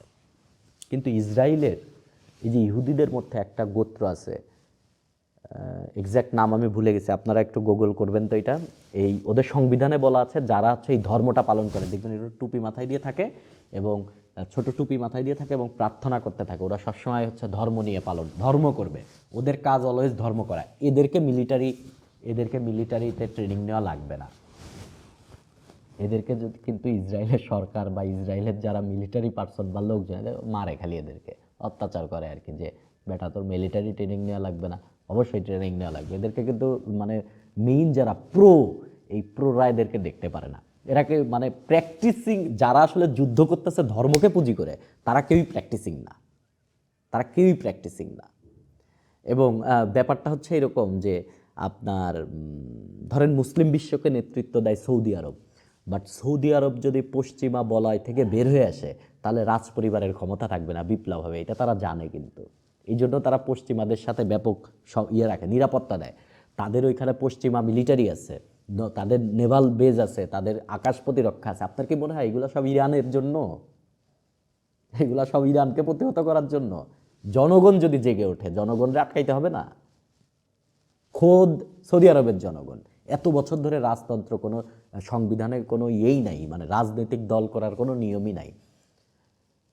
এবং আপনার কি মনে হয় যে সৌদি আরবে পতিতালয় নাই? সৌদি আরবে মদ পাওয়া যায় না? মানে তার রাজ পরিবারের সবাইকে আসলে প্র্যাকটিসিং মুসলমান, বাট তারা মুসলিম ওয়ার্ল্ডকে নেতৃত্ব দেয়। কিন্তু যারা ম্যাক্সিমামই যারা নিয়ন্ত্রণ দেয়, মানে এরকম সামনে থেকে পাওয়ার প্র্যাকটিস করে, এরা কেউ প্র্যাকটিসিং না, বাট এটাকে তারা পুঁজি করে। এবং এটাই হচ্ছে আমাদের পশ্চিম এশিয়া সংকটের একটা বড় কারণ আর কি, বড় কারণ। এখন আপনি এতক্ষণ যত যুদ্ধ আপনি দেখলেন, এর কোনো যুদ্ধই কিন্তু মূলত ফিলিস্তিনিদেরকে উদ্দেশ্য করে করা হয় নাই। সো ফিলিস্তিনিরা যুদ্ধ করে নাই, অন্যরা যুদ্ধ করছে, ফিলিস্তিনিদেরকে ব্যবহার করছে। যেভাবে ধরেন বিভিন্ন যুদ্ধে এখন কুর্দিদেরকে ব্যবহার করা হয়, তো ফিলিস্তিন আলারা কি কিছুই করলো না, ফিলিস্তিন আলারাও করছে। সেইটার নাম হচ্ছে ইন্তিফাদা। এই ইন্তিফাদা মানে হচ্ছে জেগে ওঠা, কম্পিত হওয়া বা উঠে দাঁড়ানো। এই ফিলিস্তিনিদেরকে যে রাষ্ট্র দখল করে নিছে, তাদের ফিলিস্তিনি জায়গা দখল করে নিছে ফিলিস্তিনের, সো তারাও এখন হতে চায়। এইটাকেই বলা হচ্ছে ইন্তিফাদা। এবং এই ইন্তিফাদা দুইটা ভাগ, একটা হচ্ছে প্রথম ইন্তিফাদা আর একটা হচ্ছে দ্বিতীয় ইন্তিফাদা। এই ইন্তিফাদা হচ্ছে ফিলিস্তিনিদের আন্দোলন। এটা জর্ডানের না, এটা সিরিয়ান না, এটা লেবাননের না, এটা মিশরের না, এটা মূলত ফিলিস্তিনিদের আন্দোলন। এবং এক্ষেত্রে পশ্চিম তীর এবং গাজা উপত্যকায় যে দখলদারিত্ব চলতেছিল এর প্রতিবাদে, এবং তারা স্বায়ত্ত শাসনের জন্য না, কিন্তু স্বায়ত্ত শাসন আর স্বাধীনতা দুইটা কিন্তু আলাদা শব্দ। স্বায়ত্ত শাসন বলতে হচ্ছে ধরেন 1971 সালের আগে আমাদের যে আন্দোলনগুলো হয়েছে বাংলাদেশে, যে আমরা আমাদের সরকার আমাদেরকে নিয়ন্ত্রণ করবে, পশ্চিম পাকিস্তানের সরকার না। একটা কেন্দ্রীয় সরকার থাকবে, বাট কেন্দ্রীয় সরকার শুধু প্রতিরক্ষা দেখবে এবং আন্তর্জাতিক যে সম্পর্ক আছে এইগুলা দেখবে, কিন্তু অভ্যন্তরীণ ব্যবস্থা, মুদ্রা নিয়ন্ত্রণ, এই সবগুলা স্বায়ত্তশাসন আমাদের থাকবে। তো এর মানে কি জানেন? স্বায়ত্তশাসন মানে হচ্ছে ফিলিস্তিন কোনো রাষ্ট্র থাকবে না, বা ফিলিস্তিনের জায়গাগুলার নিয়ন্ত্রণ থাকবে ফিলিস্তিনের হাতে। কিসের নিয়ন্ত্রণ? এই ধরেন বিচার ব্যবস্থা, তাদের যে স্বরাষ্ট্র ব্যবস্থা, তাদের মুদ্রা ব্যবস্থা, এইগুলার ব্যবস্থা থাকবে, কিন্তু প্রতিরক্ষা, আন্তর্জাতিক সম্পর্ক এইগুলা নিয়ন্ত্রণ করবে ইসরায়েল। এটা হচ্ছে স্বায়ত্তশাসন। আর স্বাধীনতা মানে আমাদের পতাকা থাকবে, আমাদের সরকার, সব কিছু আমরা, এটা হচ্ছে স্বাধীনতা। তো ইন্তিফাদা হচ্ছে স্বাধীনতার কথা বলা হয় ইন্তিফাদাতে, ঠিক আছে? তারা ব্যাপক প্রতিবাদ করে, তাদের প্রতিবাদের ধরন ছিল প্রথম ইন্তিফাদা কিন্তু খুব বেশি ছিল না, মানে মিলিটারিলি ছিল ব্যাপারটা তা না। প্রথম ইন্তিফাদাতে ছিল হচ্ছে ধরেন পাথর ফেলা, বয়কট, ধর্মঘট, এই টাইপের, এবং এতে কিন্তু হতাহতের ঘটনা বেশি একটা ঘটে নাই 1993 সাল পর্যন্ত। 93 সালে প্রথম ইন্তিফাদা থেমে যায় এই জন্য যে 93 সালে ব্যাপক একটা চুক্তি হয়, অসলো চুক্তি। এটা নিয়ে আমরা কিছুক্ষণ পরেই কথা বলবো। কিন্তু অসলো চুক্তি যখন এই ফিলিস্তিনিদের আসলে স্বার্থ দিতে পারে নাই ঠিকঠাক মতন, তখন দ্বিতীয় ইন্তিফাদা শুরু হয় 2000 থেকে 2005, এবং এইটা ছিল হচ্ছে মিলিটারিলি। এবং এই ইন্তিফাদার সময় প্রায় 4500 ফিলিস্তিনি নিহত হয় এই 5 বছরে, এবং 1000 মতন ইসরায়েলি নিহত হয়, 30,000 মতন আহত হয়। মানে এটা ছিল মিলিটারি অ্যাক্টিভিটি। বাট ফার্স্ট ইন্তিফাদায় কোনো ইয়ে ছিল না। তার মানে এতক্ষণ যে যুদ্ধ আপনাদেরকে বলতেছিলাম, প্রথম আরব ইসরায়েল যুদ্ধ, এইগুলা সব আরব কান্ট্রির সাথে ইসরায়েলের যুদ্ধ। বাট ইন্তিফাদা হচ্ছে নিজেদের অধিকার আদায়ের আন্দোলন, এটাই ফিলিস্তিনিদের, ঠিক আছে? এবং এই দ্বিতীয় ইন্তিফাদা, মানে এই ইন্তিফাদাগুলোর কারণে মূলত ফাতা এবং হামাসের মধ্যে যে রাজনৈতিক বিরোধ, আপনার গাজা অঞ্চল নিয়ন্ত্রণ করে হামাস, কিন্তু পশ্চিম তীর নিয়ন্ত্রণ করে ফাতা, বাট দুইজনের কিন্তু রাজনৈতিক মতাদর্শ সেম না। একজন স্বায়ত্তশাসন চায় আর একজন স্বাধীনতা চায়, এবং এদের মধ্যে যে রাজনৈতিক বিভেদ, এই যে ডিভাইড অ্যান্ড রুল, মানে ফিলিস্তিনিরাই একত্রিত হতে পারে না। এই বিষয়টা খুবই জরুরি বিষয়। এবং আপনাদের পরবর্তীতে আমরা চুক্তিতে যাব, চুক্তির আগে আমরা একটা ম্যাপে আবার একটু যাই, শুরুর ম্যাপটায়, তাহলে আমাদের বুঝতে সুবিধা হবে। ধরেন এই হচ্ছে ধরেন ইনিশিয়াল অবস্থা, আমরা এই অবস্থার থেকেই আলাপ আলোচনা করি। এই অবস্থা থেকে ধরেন ধীরে ধীরে ফিলিস্তিনের জায়গাটুকুকে ইসরায়েল দখল করছে কেমনে, সেই মেকানিজম আপনাদের বলি। মেকানিজম হচ্ছে, এটা ভালো মতন বোঝার ট্রাই করেন। ধরেন এইরকম একটা জায়গায় ইসরায়েলের লোকজন এসে বসতি করছে, তারপরে এই জায়গা বসতি করছে কিছু, এই জায়গা বসতি করছে, এগুলো পশ্চিম তীরের জায়গা, কিন্তু মানে এগুলো হচ্ছে ফিলিস্তিন। এই জায়গা বসতি করছে, এরকম জায়গায় বসতি করছে। দেন এই যে আলাদা আলাদা জায়গায় বসতি করছে, এদেরকে কানেক্ট করার জন্য তারা রোড বানাইছে, এই রোড বানাইছে। এইরকম রোড বানায় ধরেন এই জায়গাটা দখল করে নিয়েছে, পুরো জায়গাটা। এবং আবার এই অঞ্চলে এটা করছে, এবং এদের কানেকশন করার জন্য এরকম তারা একটা রোড বানাইছে। এবং এই সমস্ত রোড কিন্তু ফিলিস্তিনিরাও ব্যবহার করে, কিন্তু এইখানে জায়গায় মিলিটারি ক্যাম্প আছে হচ্ছে ইসরায়েলের, যেইখান দিয়ে আপনি ফিলিস্তিনের নাগরিক, আপনি গেলে আপনার চেক হবে, আপনার এই হবে, আপনার ডকুমেন্ট দেখবে, এই করবে সেই করবে, আপনার গাড়ি চেক করবে। এইভাবে মূলত এই জিনিসটাকে যেমন ম্যাপে দেখা যায়, ম্যাপের এরকম না, এর কলিজা ছিদ্র হয়ে গেছে, বুঝছেন? জুম করলে দেখুন ভেতরে ছিদ্র, এবং ওই ছিদ্র আবার কানেক্টেড ছিদ্র, উই খাইলে যেমন খেয়ে ফেলে আর কি, এরকম উই পোকায় খেয়ে ফেলার মতন। এইভাবে তারা দখলদারিত্ব নিছে।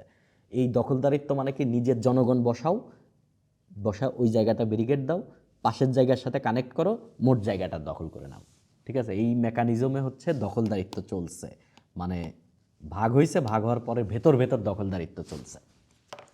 এই জিনিসটা খুবই ইম্পর্টেন্ট জিনিস আর কি, এটা আপনার মানে ব্যাপারটা বুঝতে সাহায্য করবে পরবর্তী চুক্তি বোঝার জন্য।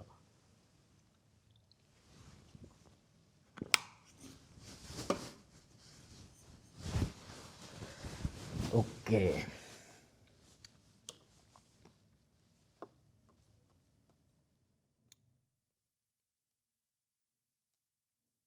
আচ্ছা, আপনারা একটা কাজ করবেন, সেটা হচ্ছে আপনাদেরকে যে নোট দিচ্ছি এই নোটগুলো এগুলোই কিন্তু পরবর্তীতে আমি কিন্তু ডাইরেক্ট লিখতেছি এখন, এবং ধীরে ধীরে এইগুলাকেই মানে একত্রিত করে ধরেন আরও বিভিন্ন বিষয়াশয়কে একত্রিত করে একটা শুরু থেকে লাস্ট পর্যন্ত একটা বচনভঙ্গি করে আমি মূলত বই আকারে পাবলিশ করব আর কি। সো দ্যাটস ওয়াই এই সমস্ত জায়গায় কোথায় যদি আপনার দৃষ্টিতে বানান ভুল মনে হয় এই সমস্ত জিনিস আপনারা আপনাদের যে ভিডিওগুলো দিব এগুলোর কমেন্টে জানায় রাখেন। ধীরে ধীরে ধীরে ধীরে আমি এটা ইয়ে করবো আর কি। প্রথম আমরা যাব হচ্ছে ক্যাম্প ডেভিস চুক্তি। ক্যাম্প ডেভিস হচ্ছে আমেরিকার হচ্ছে প্রেসিডেন্টের একটা ইয়ের জায়গা, মানে এই কি বলে এই বিনোদন করার জায়গা আর কি, এরকম জায়গায় চুক্তিটা হয়। এবং এই ক্যাম্প ডেভিস চুক্তি হচ্ছে মিশর এবং ইসরায়েলের মাধ্যমে 1967 সালে, এবং আপনি 1978 সালে 67 যুদ্ধে কি হয়েছে ভাই? 67 যুদ্ধে পুরা সিনাই দখল করে নিছে, সিনাই উপত্যকা পুরা দখল করে নিছে। এখন মিশরের প্রধান ব্যাপার ছিল সিনাই উপত্যকা ব্যাক নেওয়া। সিনাই উপত্যকা ব্যাক নেওয়া হচ্ছে তাদের প্রধান টার্গেট আর কি। দেখি ম্যাপকে এইদিকেও আরেকটা দিয়েছি কিনা। ওকে, সিনাই উপত্যকায় আমরা আবার একটু বিষয়টা দেখি। এটা কিন্তু সুয়েজ ক্যানেলের মাধ্যমে এই সিনাই উপত্যকা মিশর থেকে আলাদা। এই জায়গা দিয়ে হচ্ছে সুয়েজ ক্যানেল, ঠিক আছে, মিশর থেকে আলাদা। এই সমস্ত জায়গায় মিশরের পুরাপুরি নিয়ন্ত্রণ তখন নাই, পুরাটা নিয়ে নিছে ইসরায়েল। এবং এই সমস্ত জায়গায় তখন ব্যাপক মিলিশিয়া গ্রুপ তৈরি হচ্ছে, মিলিশিয়া গ্রুপ। এবং এই মিলিশিয়া গ্রুপ তখন মিশরের সরকারের জন্য একটা বড় থ্রেট। আপনার দেশের মধ্যে যদি দেশের এগেনস্টে মিলিশিয়া গ্রুপ তৈরি হয়, এটা দেশের নিরাপত্তার জন্য, জাতীয় নিরাপত্তার জন্য একটা বড় থ্রেট। তো এইটা হয়ে দাঁড়াচ্ছে তখন জাতীয় নিরাপত্তার জন্য একটা বড় থ্রেট। সো মিশর এখন তার জায়গাতে নিয়ন্ত্রণ চায়, এবং এই নিয়ন্ত্রণ চায়, এবং মিশর চুক্তি করতেছে কিন্তু শুধুমাত্র তার স্বার্থের জন্য, ঠিক আছে। এক হচ্ছে মিশর তার সিনাই উপত্যকা চায়, এবং এইখানে সিনাই উপত্যকা ফেরত দেওয়ার ফলে তারা গ্যারান্টি দিয়েছিল যে কোনো ধরনের কোনো সামরিক বা কোনো কিছুতে মিশর ভবিষ্যতে আর ইসরায়েলের কোনো জায়গায় সামরিকভাবে নাক গলাবে না, সামরিকভাবে কোনো নাক গলাবে না। এবং এই ক্যাম্প ডেভিস চুক্তিরই আফটার ইফেক্ট হচ্ছে আপনার এত বড় একটা ক্রাইসিস হলো, বাট রাফা ক্রস খুলে নাই। শুধুমাত্র এটা যে কোনোভাবে ফিলিস্তিনিদের কোনো সাহায্য দিতে পারবে না, এবং চুক্তির অনেকগুলো গোপন বিষয় ছিল, যে গোপন বিষয় কখনো প্রকাশ পায় নাই।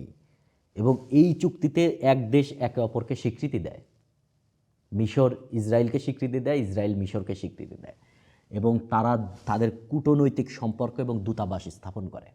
কূটনৈতিক সম্পর্ক এবং দূতাবাস কিন্তু একটা বিশাল ব্যাপার আর কি, এবং অনেক গোপন জিনিস আছে যেটা আমরা এখনও জানি না, যেই চুক্তির ভেতর অনেক গোপন জিনিস আছে। 1978 সালে এই ঘটনা ঘটার পরে 1958 সালে কিন্তু আনোয়ার সাদাত এবং বেগিন হচ্ছে, আনোয়ার সাদাত তখন মিশরের প্রেসিডেন্ট, এবং হচ্ছে আপনার বেগিন হচ্ছে তখন প্রধানমন্ত্রী ইসরায়েলের। তাদেরকে ওই বছরই শান্তিতে নোবেল দেওয়া হয় কিন্তু আনোয়ার সাদাতকে। কিন্তু এখানে একটা বিষয় আছে, কিন্তু আনোয়ার সাদাত যখন এই চুক্তিটা করলো, এইটা শুধুমাত্র মিশরের জাতীয় স্বার্থের জন্য। এখানে ফিলিস্তিনের দিকে সে কোনো চিন্তাই করে নাই, নিজের জায়গা ব্যাক নেওয়া, পশ্চিমাদের সাথে করা। কেননা তখন এত বেশি মিশরের প্রতি অর্থনৈতিক স্যাংশনের কারণে, পশ্চিমা স্যাংশনের কারণে, এবং সুয়েজ ক্যানেলের তখন ব্যাপক সংকট চলতেছে, এই বিভিন্ন কারণে মিশরের অর্থনৈতিক অবস্থা একবারে টালমাটাল অবস্থা হয়ে গেছিল।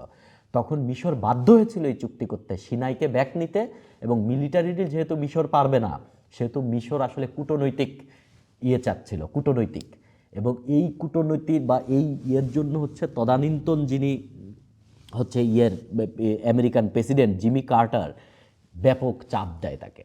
এবং এই জিমি কার্টারের চাপ এবং জিমি কার্টারের মধ্যস্থতা, চাপ বলতে মধ্যস্থতা শব্দটা ব্যবহার করা যাবে না, চাপ দেয়। এবং এর ফলে আসলে মূলত এই চুক্তি করতে বাধ্য হয় আনোয়ার সাদাত। এবং আনোয়ার সাদাত প্রথমেই ডিপ্লোম্যাটিক সলিউশন খুঁজতেছিল, আর যুদ্ধ করতে চাচ্ছিল, অর্থনীতি তাদের যুদ্ধ করার মতন ছিল না তখন। এই জন্য এই চুক্তির কারণে কিন্তু মিশর এখন কোনোভাবেই ফিলিস্তিনিকে কোনো মিলিটারিলি কোনো সাহায্য দেয় না।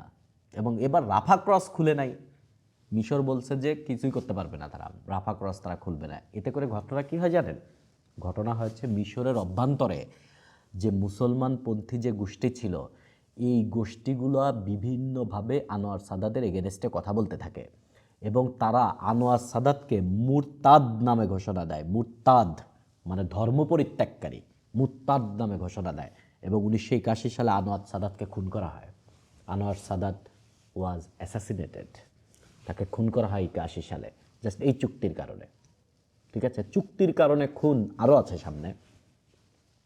অসলো চুক্তি 1993, খুবই খুবই খুবই গুরুত্বপূর্ণ চুক্তিটা। অসলো চুক্তি বা চুক্তি হয়েছে আমেরিকাতে, নরওয়ের রাজধানী অসলোতে প্যালেস্টাইন লিবারেশন অর্গানাইজেশন, যেটা আপনারা ইয়াসির আরাফাতের সংগঠন, সেই সংগঠনের সাথে ইসরায়েলের মধ্যে একটা ব্যাপক আলাপ আলোচনা হয়, গোপন আলাপ আলোচনা, এবং নরওয়ে এই আলাপ আলোচনা করার জন্য মধ্যস্থতা করে এবং পরবর্তীতে আমেরিকাতে বসে এই চুক্তিটা হয় এবং এই চুক্তিতে মধ্যস্থতা করে তখন চুক্তির সময় হচ্ছে প্রেসিডেন্ট বিল ক্লিন্টন।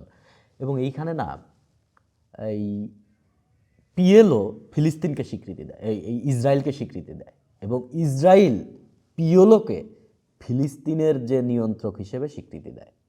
এবং এখানে স্বাধীনতার কথা বলা হয় নাই, স্বায়ত্ত শাসনের কথা বলা হয়েছে, নট স্বাধীনতা।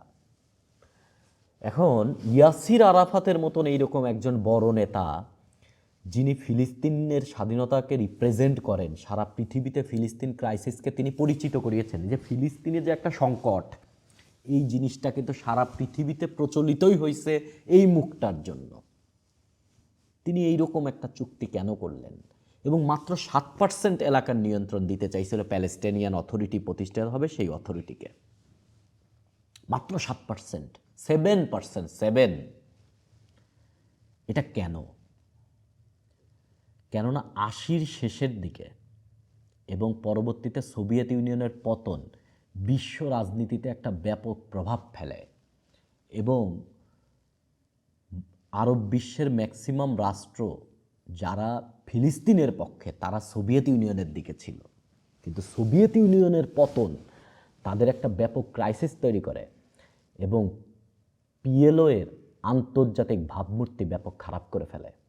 তখন ডিপ্লোম্যাটিক সলিউশন ছাড়া আর কোনো উপায়ই ছিল না। প্রথম ইন্তিফাদা আসলে ফিলিস্তিনের জন্য কিছুই দেয় নাই, কোনো সমাধানই আনে নাই এবং অন্যান্য রাষ্ট্রগুলা ফিলিস্তিনের কোনো কথা না বলে শুধু নিজেদের জন্য যুদ্ধ করে গেছে।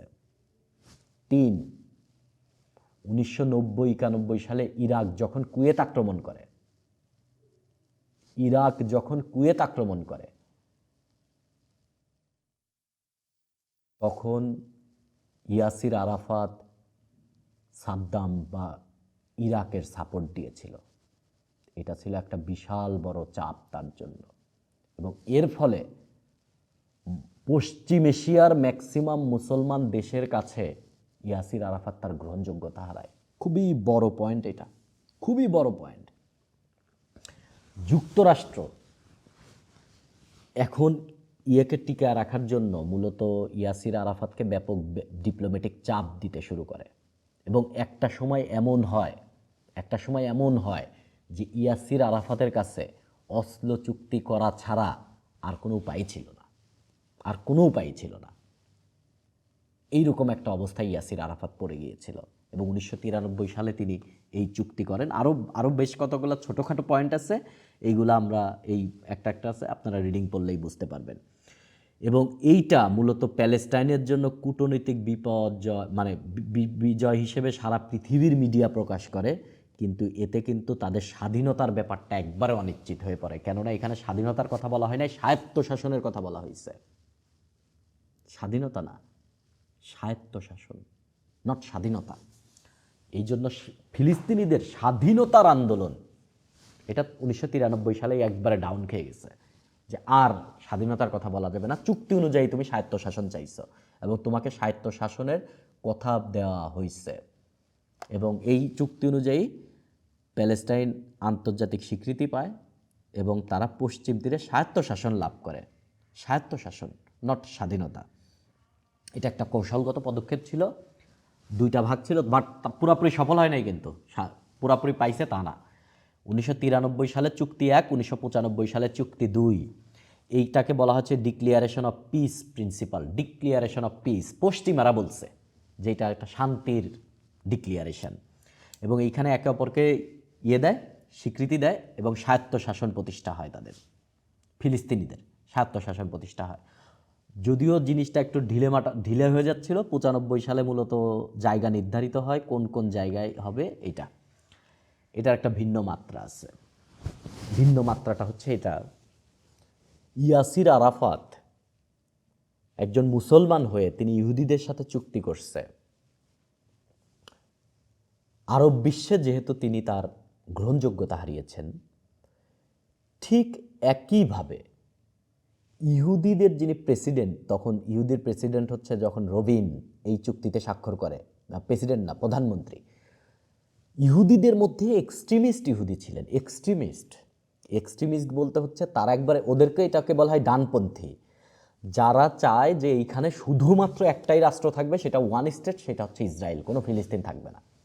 এই এক্সট্রিমিস্টরা কিন্তু রবিনকে এই চুক্তি মেনে নেয় নাই, এবং চরমপন্থী ইয়াগিল আমির 1995 সালে এই রবিনকে গুলি করে হত্যা করে।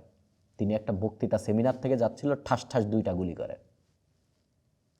এবং এতে করে অসলো শান্তি চুক্তি যেদিকে যাওয়ার কথা ছিল সেই দিকে না গিয়ে ইসরায়েলি আর শান্তির দিকে যায় নাই।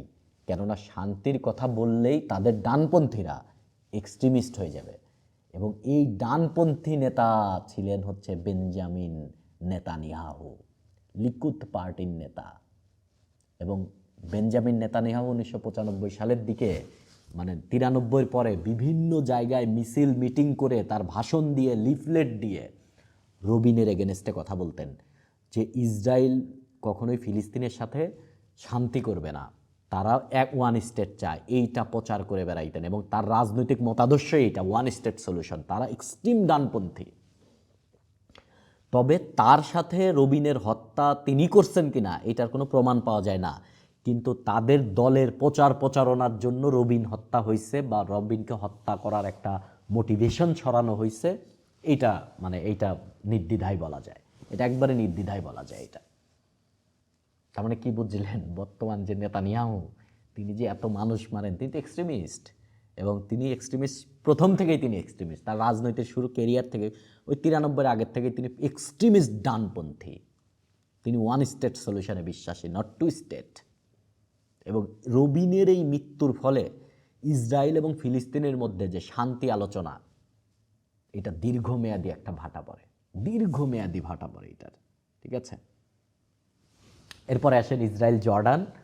এখন আপনি দেখবেন যে এরা কেউই, মিশর চুক্তি করছে কি ফিলিস্তিনের জন্য না, মিশর সিনাই ব্যাগ চায়, তার অর্থনৈতিক নিষেধাজ্ঞা যেন তুলে নেওয়া হয় এটা চায়, তার মিলিশিয়ারা যেন আর কাজ না করতে পারে এটা চায়। জর্ডান কি চায় আপনি খেয়াল করেন, জর্ডানের একটা ব্যাপারে আপনি খেয়াল করবেন, জর্ডান কিন্তু একটা মরুভূমির রাষ্ট্র আর কি।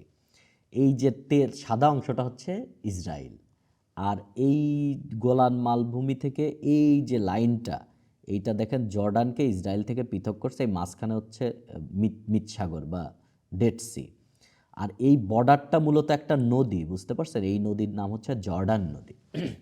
খুবই ছোট নদী, বাট এই জর্ডান নদী হচ্ছে আপনার জর্ডানের পানির চাহিদা মিটায়।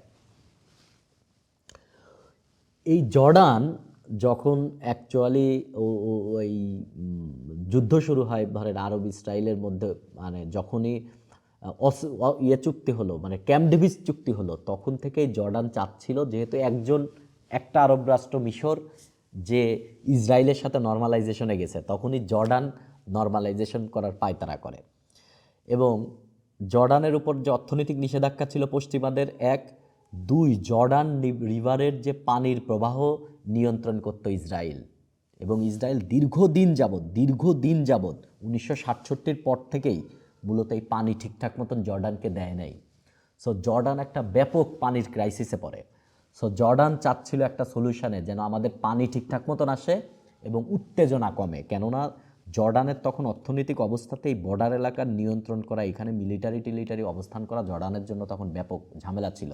এবং এটা প্রায় 482 কিলোমিটারের বর্ডার, 482 কিলোমিটারের বর্ডার।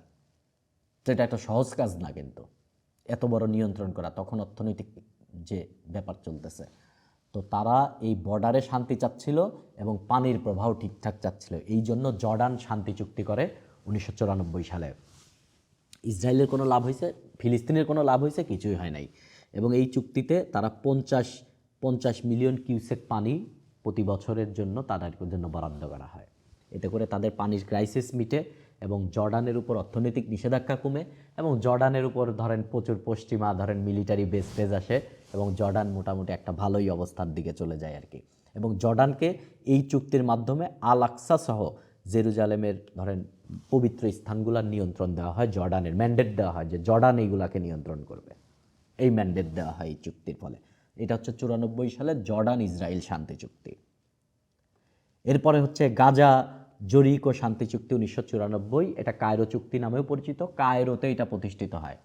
আপনারা জানেন অসলো চুক্তিতে প্যালেস্টাইনিয়ান অথরিটি প্রতিষ্ঠিত হয়, not Palestinian Sarkar, Palestinian authority, যারা ফিলিস্তিনকে যে স্বায়ত্তশাসন দেওয়া হয়েছে এটাকে নিয়ন্ত্রণ করবে। এই গাজা জরিকো চুক্তি, জরিকো হচ্ছে খুবই ছোট্ট একটা জায়গা, বুঝতে পারছেন, এই পশ্চিম তীরের এই ডেড সিয়ের এই জায়গা ছোট্ট একটা, এবং এই হচ্ছে গাজা, আর এই জায়গা একটা ছোট্ট শহর, পুরা পশ্চিম তীর না কিন্তু, ছোট্ট একটা শহর হচ্ছে জরিকো। তো এই জরিকো চুক্তিতে পিএকে বা প্যালেস্টাইনিয়ান অথরিটিকে এই অঞ্চলের নাগরিক ও কিছু কিছু ক্ষেত্রে নিরাপত্তা কার্যক্রম, মানে নাগরিকদের যে সেবা, নাগরিক সেবা মানে কি, এই যে আপনার স্বাস্থ্য সেবা, আপনার কৃষি সেবা, আপনার শিক্ষা, এগুলো হচ্ছে নাগরিক সেবা। আর নিরাপত্তা সেবা কি, আপনি মিলিটারি, তো নাগরিক সেবা এবং কিছু ক্ষেত্রে মিলিটারি সেবা দেওয়ার অধিকার দেওয়া হয় হচ্ছে পিএকে বা প্যালেস্টাইনিয়ান অথরিটিকে। এবং সামগ্রিকভাবে পশ্চিম তীরের ম্যাক্সিমাম জায়গায় ইসরায়েলের যে মিলিটারি তাদের অবস্থান নির্দিষ্ট থাকে।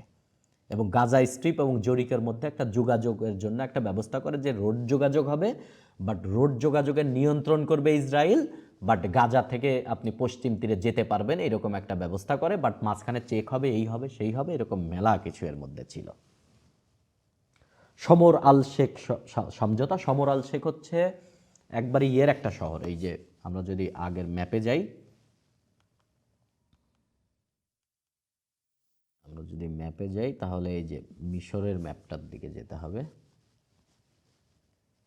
এই মিশরের এই ম্যাপের একবারে যে সিনাই উপদ্বীপের একবারে এইরকম একটা জায়গায়, লোহিত সাগরের এক কর্নারের একটা শহর, এই শহরে চুক্তিটা হয়, এই জন্য এটার নাম হচ্ছে আপনার এই সমর আল শেখ, মানে সমর আল শেখ চুক্তি আর কি।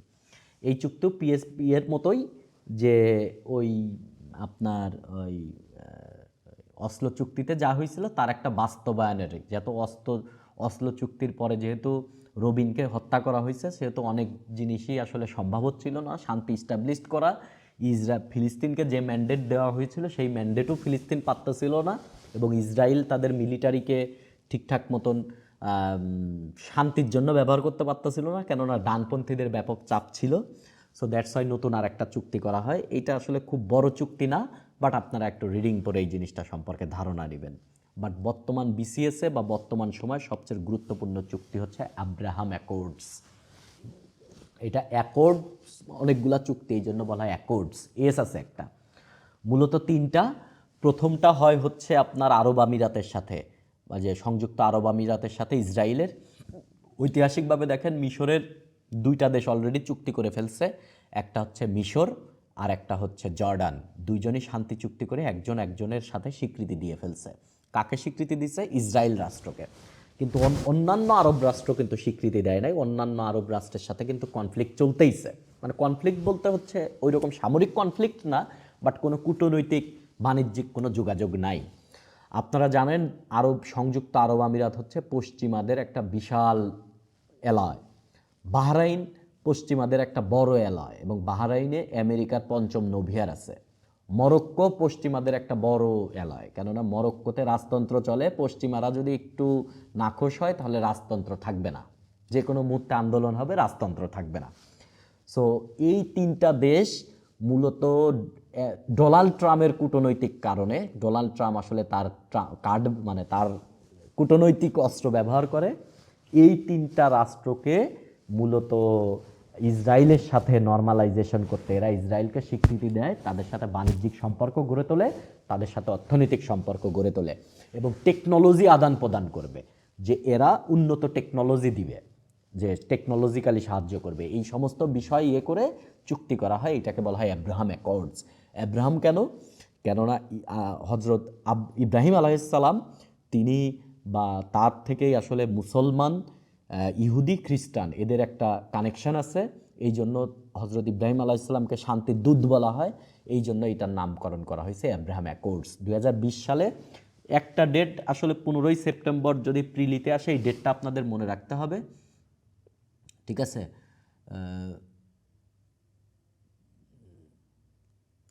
ওকে, অবশ্যই আপনার এইটা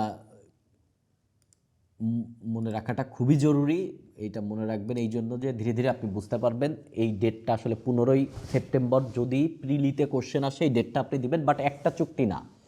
প্রথমে আগস্টে হয়, আগস্টে একটা চুক্তি হয় আরব আমিরাতের সাথে, দেন এইটা 15ই সেপ্টেম্বর বাহরাইন চুক্তিতে আসে এবং ডিসেম্বরে গিয়ে মরক্কো এই চুক্তিতে আসে। সো তিনটা আলাদা আলাদা চুক্তি একত্রে বলা হয় হচ্ছে আব্রাহাম অ্যাকর্ডস। তো আব্রাহাম অ্যাকর্ডসে প্রথমে সংযুক্ত আরব আমিরাত, তারপরে বাহরাইন, তারপরে মরক্কো, এবং এরা মূলত পশ্চিমা কূটনৈতিক চাপে এরা হচ্ছে আপনার এই পশ্চিমা কূটনৈতিক চাপে হচ্ছে আপনার মূলত তারা ইসরায়েলের সাথে নরমালাইজেশন করতে বাধ্য হয়। এবং ব্যাকগ্রাউন্ডে ছিল হচ্ছে মূলত জর্ডান ইসরায়েল শান্তি চুক্তি 1994 এবং ক্যাম্প ডেভিড চুক্তি 1978, এবং এই চুক্তিগুলা ব্যাকগ্রাউন্ডে কাজ করে এবং এই ব্যাকগ্রাউন্ডের কারণেই মূলত মুসলমানদের আরও 3টা রাষ্ট্র ইসরায়েলকে স্বীকৃতি দেয়। এবং এই আব্রাহাম অ্যাকর্ডসের ধারাবাহিকতায় কিন্তু আপনার 2020-21 দিকে এমন হয়ে যাচ্ছিল যে সৌদি আরব এবং সুন্নিপন্থী অন্যান্য দেশও ইসরায়েলের সাথে নরমালাইজেশনে যাওয়ার ব্যাপক আগায় গেছিল, কিন্তু এটা দীর্ঘদিন যায় নাই, দূরত্ব যায় নাই, বেশ কিছু ঘটনা ঘটে এরপরে যায় নাই। এবং আপনি শুনলে অবাক হবেন যে জো বাইডেন যখন প্রথম ক্ষমতায় আসলো তখন তিনি তার পশ্চিম এশিয়ার প্রথম সফরে তিনি কিন্তু সৌদি আরব আসেন। জো বাইডেনের পশ্চিম এশিয়ার প্রথম সফর, এই সফরে তিনি তেল আবিবে প্রথম ল্যান্ড করেন ওয়াশিংটনের বিমান নিয়ে তিনি তেল আবিবে ল্যান্ড করেন এবং তেল আবিব থেকে তিনি ইসরায়েলের পতাকাবাহী বিমানে, ইসরায়েলের ইসরায়েল এবং ইসরায়েলের পতাকা আঁকা বিমান, সেই বিমান নিয়ে তিনি জেদ্দায় ল্যান্ড করেন। এবং এটা কিন্তু কূটনৈতিক একটা বিশাল অগ্রগতি ছিল যে সৌদি আরব এবং এই ইসরায়েলের সাথে নরমালাইজেশনে এটা একটা বড় ব্যাপার ছিল কিন্তু। এবং মিডিয়াতে তখন ঘটা করে বিমানের ছবি দেখানো হয় যে ইসরায়েলের পতাকাবাহী বিমান জেদ্দা এয়ারপোর্টে কাকে নিয়ে আসছে? জো বাইডেনকে নিয়ে আসছে। এর আগে কখনো হয় নাই, এদের সাথে কিন্তু বিমান যোগাযোগ নাই। এখন আবার দুবাই থেকে আপনার তেল আবিবের বিমান যোগাযোগ আছে, এখন বাহরাইন থেকে আছে, মরক্কো থেকে আছে, কেননা তারা আব্রাহাম অ্যাকর্ডসের মাধ্যমে তাদের নরমালাইজেশন করে ফেলছে। সো আব্রাহাম অ্যাকর্ডস, তো এটা আপনার মোটামুটি আজকের আলোচনা 18 পেজ। এই 18 পেজের নথি আপনাদেরকে দিয়ে দেওয়া হবে এবং আপনারা এটাকে রিডিং করবেন। আজকের আলোচনা যারা লাইভ শুনছেন সো ভালো, যারা লাইভ শুনেন নাই রেকর্ডেড শুনবেন, তারাও এই আলোচনাটা শোনার পরে আর বারবার রিপিট করে শোনার দরকার নাই, এরপরে আপনি রিডিং পড়লেই বুঝবেন। আমার বলার টোন, লেখার টোন মোটামুটি সেম, আপনি আরও ভালো ক্লিয়ার বুঝতে পারবেন, ঠিক আছে? আর নোটসগুলা ঠিক আছে, নোটসগুলা ব্যাপার না, নোটসগুলা আপনারা ডাউনলোড করে রাখতে পারবেন। যেহেতু বেশ কিছু জায়গায় আমি আবার একটু কারেকশন করে এইগুলাকে সামনে বই আকারে পাবলিশ করব, যেহেতু সেই ব্যাপারটা আপনারা মাথায় রেখেন যেন প্রাইভেসিটা মেনটেইন হয়। আর একটা বিষয় হচ্ছে আপনাদের যারা ফ্রেন্ডসগুলো আছে, যেহেতু আমি শোনেন ইউটিউব অ্যাক্টিভিটি বা হচ্ছে এই বিসিএস লাইনের অ্যাক্টিভিটি আমি আসলে আরেকটু বাড়াতে চাচ্ছি, একটু ভালো মতন করতে চাচ্ছি। আমি একজন ভিডিও এডিটরই নিয়োগ করার ট্রাই করবো। সো আপনারা একটা কাজ করতে পারেন যে আপনাদের এই আমাদের ফেসবুক বা ইউটিউবে, ফেসবুকেও একটা পেজ আছে দেখবেন আমি নতুন খুলেছি, এইগুলো আপনাদের যারা বিসিএস পরীক্ষার্থী আছে এদের সাথে একটা সোশ্যাল নেটওয়ার্কিং করতে পারেন, সেটা শেয়ার করার মাধ্যমে হোক, আলাপ আলোচনার মাধ্যমে হোক। আমরা 2 জন হাত তুলেছে, তার মধ্যে 2 জনের সাথে কথা বলবো। ইসরাত কাবির কথা বলেন। স্যার আমার মানে প্রশ্নটা হচ্ছে এরকম যে ইসরায়েল তো হচ্ছে পরে প্রতিষ্ঠিত হয়েছে, কিন্তু মিশর জর্ডান এরা তো আগে থেকে বেশ প্রতিষ্ঠিত কান্ট্রি। তো মানে কোন পাওয়ারের কারণে ইসরায়েল হচ্ছে এদের সবাইকে ধরাশয়ী করে ফেলছে, এই মিশরের ইয়া নিচ্ছে, সিনাই নিচ্ছে, জর্ডানের গালান নিয়ে যাচ্ছে, মানে এটা কোন পাওয়ারের জন্য ওরা এত পশ্চিমা সবই পশ্চিমা পাওয়ার, এবং তারা যখন এখানে আসছে তারা মিলিটারিলি ব্যাপক স্ট্রং হয়ে আসছে এবং টেকনোলজিক্যালি তারা ব্যাপক স্ট্রং হয়ে আসছে। আসার সময়তেই 48-এর আগ থেকেই তারা এখানে অবস্থান শুরু করে এবং তারা 48-এর পরপরই ব্যাপক মিলিটারি, এবং শুরুতেই যখন হচ্ছে আরব ইসরায়েল যুদ্ধ হয়েছে 1 মাসের মধ্যে পশ্চিমা এত বেশি মিলিটারি সাহায্য সহযোগিতা এরা পাইছে, এবং এর পেছনে মেইন কারণ করছে এই কাজ করছে যে ইসরায়েল লবি। ইসরায়েল লবি হচ্ছে একটা অদৃশ্য জিনিস, যারা ইসরায়েলের স্বার্থ রাখার জন্য বহির্বিশ্বে ব্যাপক তৎপরতা চালায় এবং ইসরায়েলের স্বার্থ রক্ষার জন্য আন্তর্জাতিক বিভিন্ন চাপ সৃষ্টি করে। গোলাম কিবরিয়া কথা বলেন। ভাই আসসালামু আলাইকুম। ওয়ালাইকুম আসসালাম, কথা বলেন ভাই ভাই। আসসালামু আলাইকুম। ওয়ালাইকুম আসসালাম, আমি আপনাকে শুনতে পাচ্ছি। ভাই আমি হচ্ছে যে 47 বিসিএস এর পরীক্ষা দিতে পারবো কিনা এই বিষয়ে আর কি প্রশ্ন করবো আপনার। বলেন তো, প্রশ্নটা বলেন। যে হচ্ছে যে আমার থিওরি পরীক্ষা শেষ হবে আপনার হচ্ছে 26শে জানুয়ারি, আর প্র্যাকটিক্যাল এবং ভাইবা শেষ হতে আরো দেরি হবে, সেই ক্ষেত্রে আমি কি প্র্যাকটিক্যাল এবং ভাইবা এগুলা কি ক্রেডিট না নন ক্রেডিট? ক্রেডিট। তাহলে পারবেন না, সমস্ত ক্রেডিট পরীক্ষা শেষ হতে হবে। মানে যেগুলো আসলে প্র্যাকটিক্যালও কি লিখিতের মধ্যে পড়ে তাহলে? অবশ্যই, মানে আপনার এই প্র্যাকটিক্যাল তো অবশ্যই, যদি প্র্যাকটিক্যাল মানে ল্যাব কি ক্রেডিট নাকি নন ক্রেডিট? হ্যাঁ ল্যাবে ক্রেডিট 9 ক্রেডিট। তাহলে আপনি ল্যাবের 9 ক্রেডিট, এটা কি বলেন আপনি? এটা আপনার এই ট্রান্সক্রিপ্টে লেখা থাকবে না? হ্যাঁ হ্যাঁ থাকবে। তো যদি এরকম হতো, ধরেন আমরা যখন মেকানিক্যাল ইঞ্জিনিয়ারিং পড়েছি আমাদের একটা নন ক্রেডিট ব্যাপার ছিল হচ্ছে ইন্ডাস্ট্রিয়াল অ্যাটাচমেন্ট। যদি এইরকম কোনো কিছু আপনার থাকতো যে যেটা নন ক্রেডিট, তাহলে আপনি পারতেন, বাট ক্রেডিট জিনিস যেটা আপনার, সেটা হবে না। মানে তার মানে সম্পূর্ণ পরীক্ষা শেষ হতে হবে। শেষ হতে হবে। তবে এইটা নিয়ে আলাপ আলোচনা চলতেছে, বোধহয় একটা দাবি জানাইছে পিএসসির কাছে। সো আপনারা ধৈর্য ধরে পড়ালেখা করেন। আর ভাই এত তড়িঘড়ি করার কিছু নাই তো লাইফে, আমি আগেই বলছি এত তড়িঘড়ি করার কিছু নাই। আপনি পাস করলেন, নিজের পড়ালেখা করেন, 48 যখন আপনি দিবেন, না হলো সমস্যা কি, 48 যখন দিবেন আপনি একবারে অনেকগুলো চাকরি নিয়ে নেবেন, একবারে বিসিএস নেবেন, বাংলাদেশ ব্যাংকে রেডি হবেন, বিভিন্ন বিভিন্ন চাকরিতে আপনি পেয়ে যাবেন। সো এখন যে দিতে পারতেছেন না এর জন্য ডিমোটিভেটেড হয়ে গেলেন, আরে পারলাম না। আপনার মতন আরও হাজার হাজার মানুষ পারে নাই, ঠিক আছে? একাডেমিক্যালি বহু মানুষ পাস করতে পারে নাই, মানে বিশ্বে বাংলাদেশের কত মানুষ দিতে পারতেছে না এটা। সো এটা কোনো বড় বিষয় না, ঠিক আছে? এটা কোনো বড় বিষয় না, এটা নিয়ে কোনো চাপ নেওয়ার কোনো কিছু নাই। আমরা আরেকজনের সাথে কথা বলি। মোবারক কথা বলেন। স্যার আসসালামু আলাইকুম স্যার। ওয়ালাইকুম আসসালাম। স্যার ওই যে আজকে শুধুমাত্র স্যার এই যে বই প্রকাশের বিষয়টা নিয়ে স্যার বলবো স্যার। অত্যন্ত চমৎকার একটি বই মনে হয় আমরা পেতে যাচ্ছি স্যার, এটা মানে দেরি হবে ভাই, যেটা বলতেছেন আপনার প্রশ্ন বুঝছি, দেরি হবে মানে না সেটা স্যার যতদিনই হোক, মানে আমরা ওই যে ছোট ছোট করে প্রেসি করে পড়তে থাকি।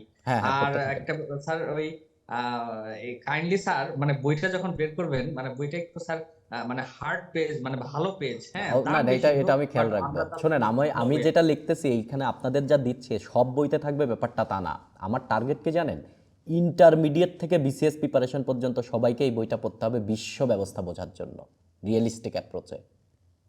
এটা হচ্ছে জি স্যার। আর এটা মানে শুরু থেকে শেষ পর্যন্ত পুরো ওনারা একদম ক্লিয়ার হয়ে যাবে আর কি। হ্যাঁ রাইট, অন্তত আন্তর্জাতিক ব্যাপারটা বুঝতে পারবে। রাইট, এটাই হচ্ছে আমার প্রধান টার্গেট। কিছু কিছু মানুষ স্যার মানে কুতর্কে জড়াবে না, এইটা অ্যাট লিস্ট মানে এটাই রিয়েলিস্টিক অ্যাপ্রোচে আমি এই জিনিসগুলো মাথায় রাখার ট্রাই করতেছি। একবারে নিউট্রাল থেকে, বিশ্ব ব্যবস্থাকে নিউট্রাল থেকে রিয়েলিস্টিক অ্যাপ্রোচে প্রত্যেকটা জিনিস আমরা ধীরে ধীরে ব্যাখ্যা করার ট্রাই করব।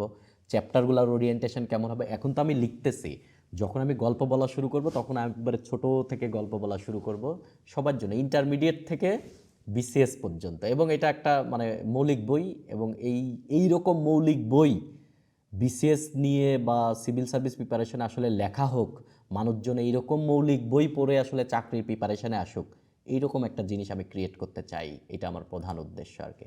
আরেকজন কথা বলেন হচ্ছে মাশরুফা খাতুন।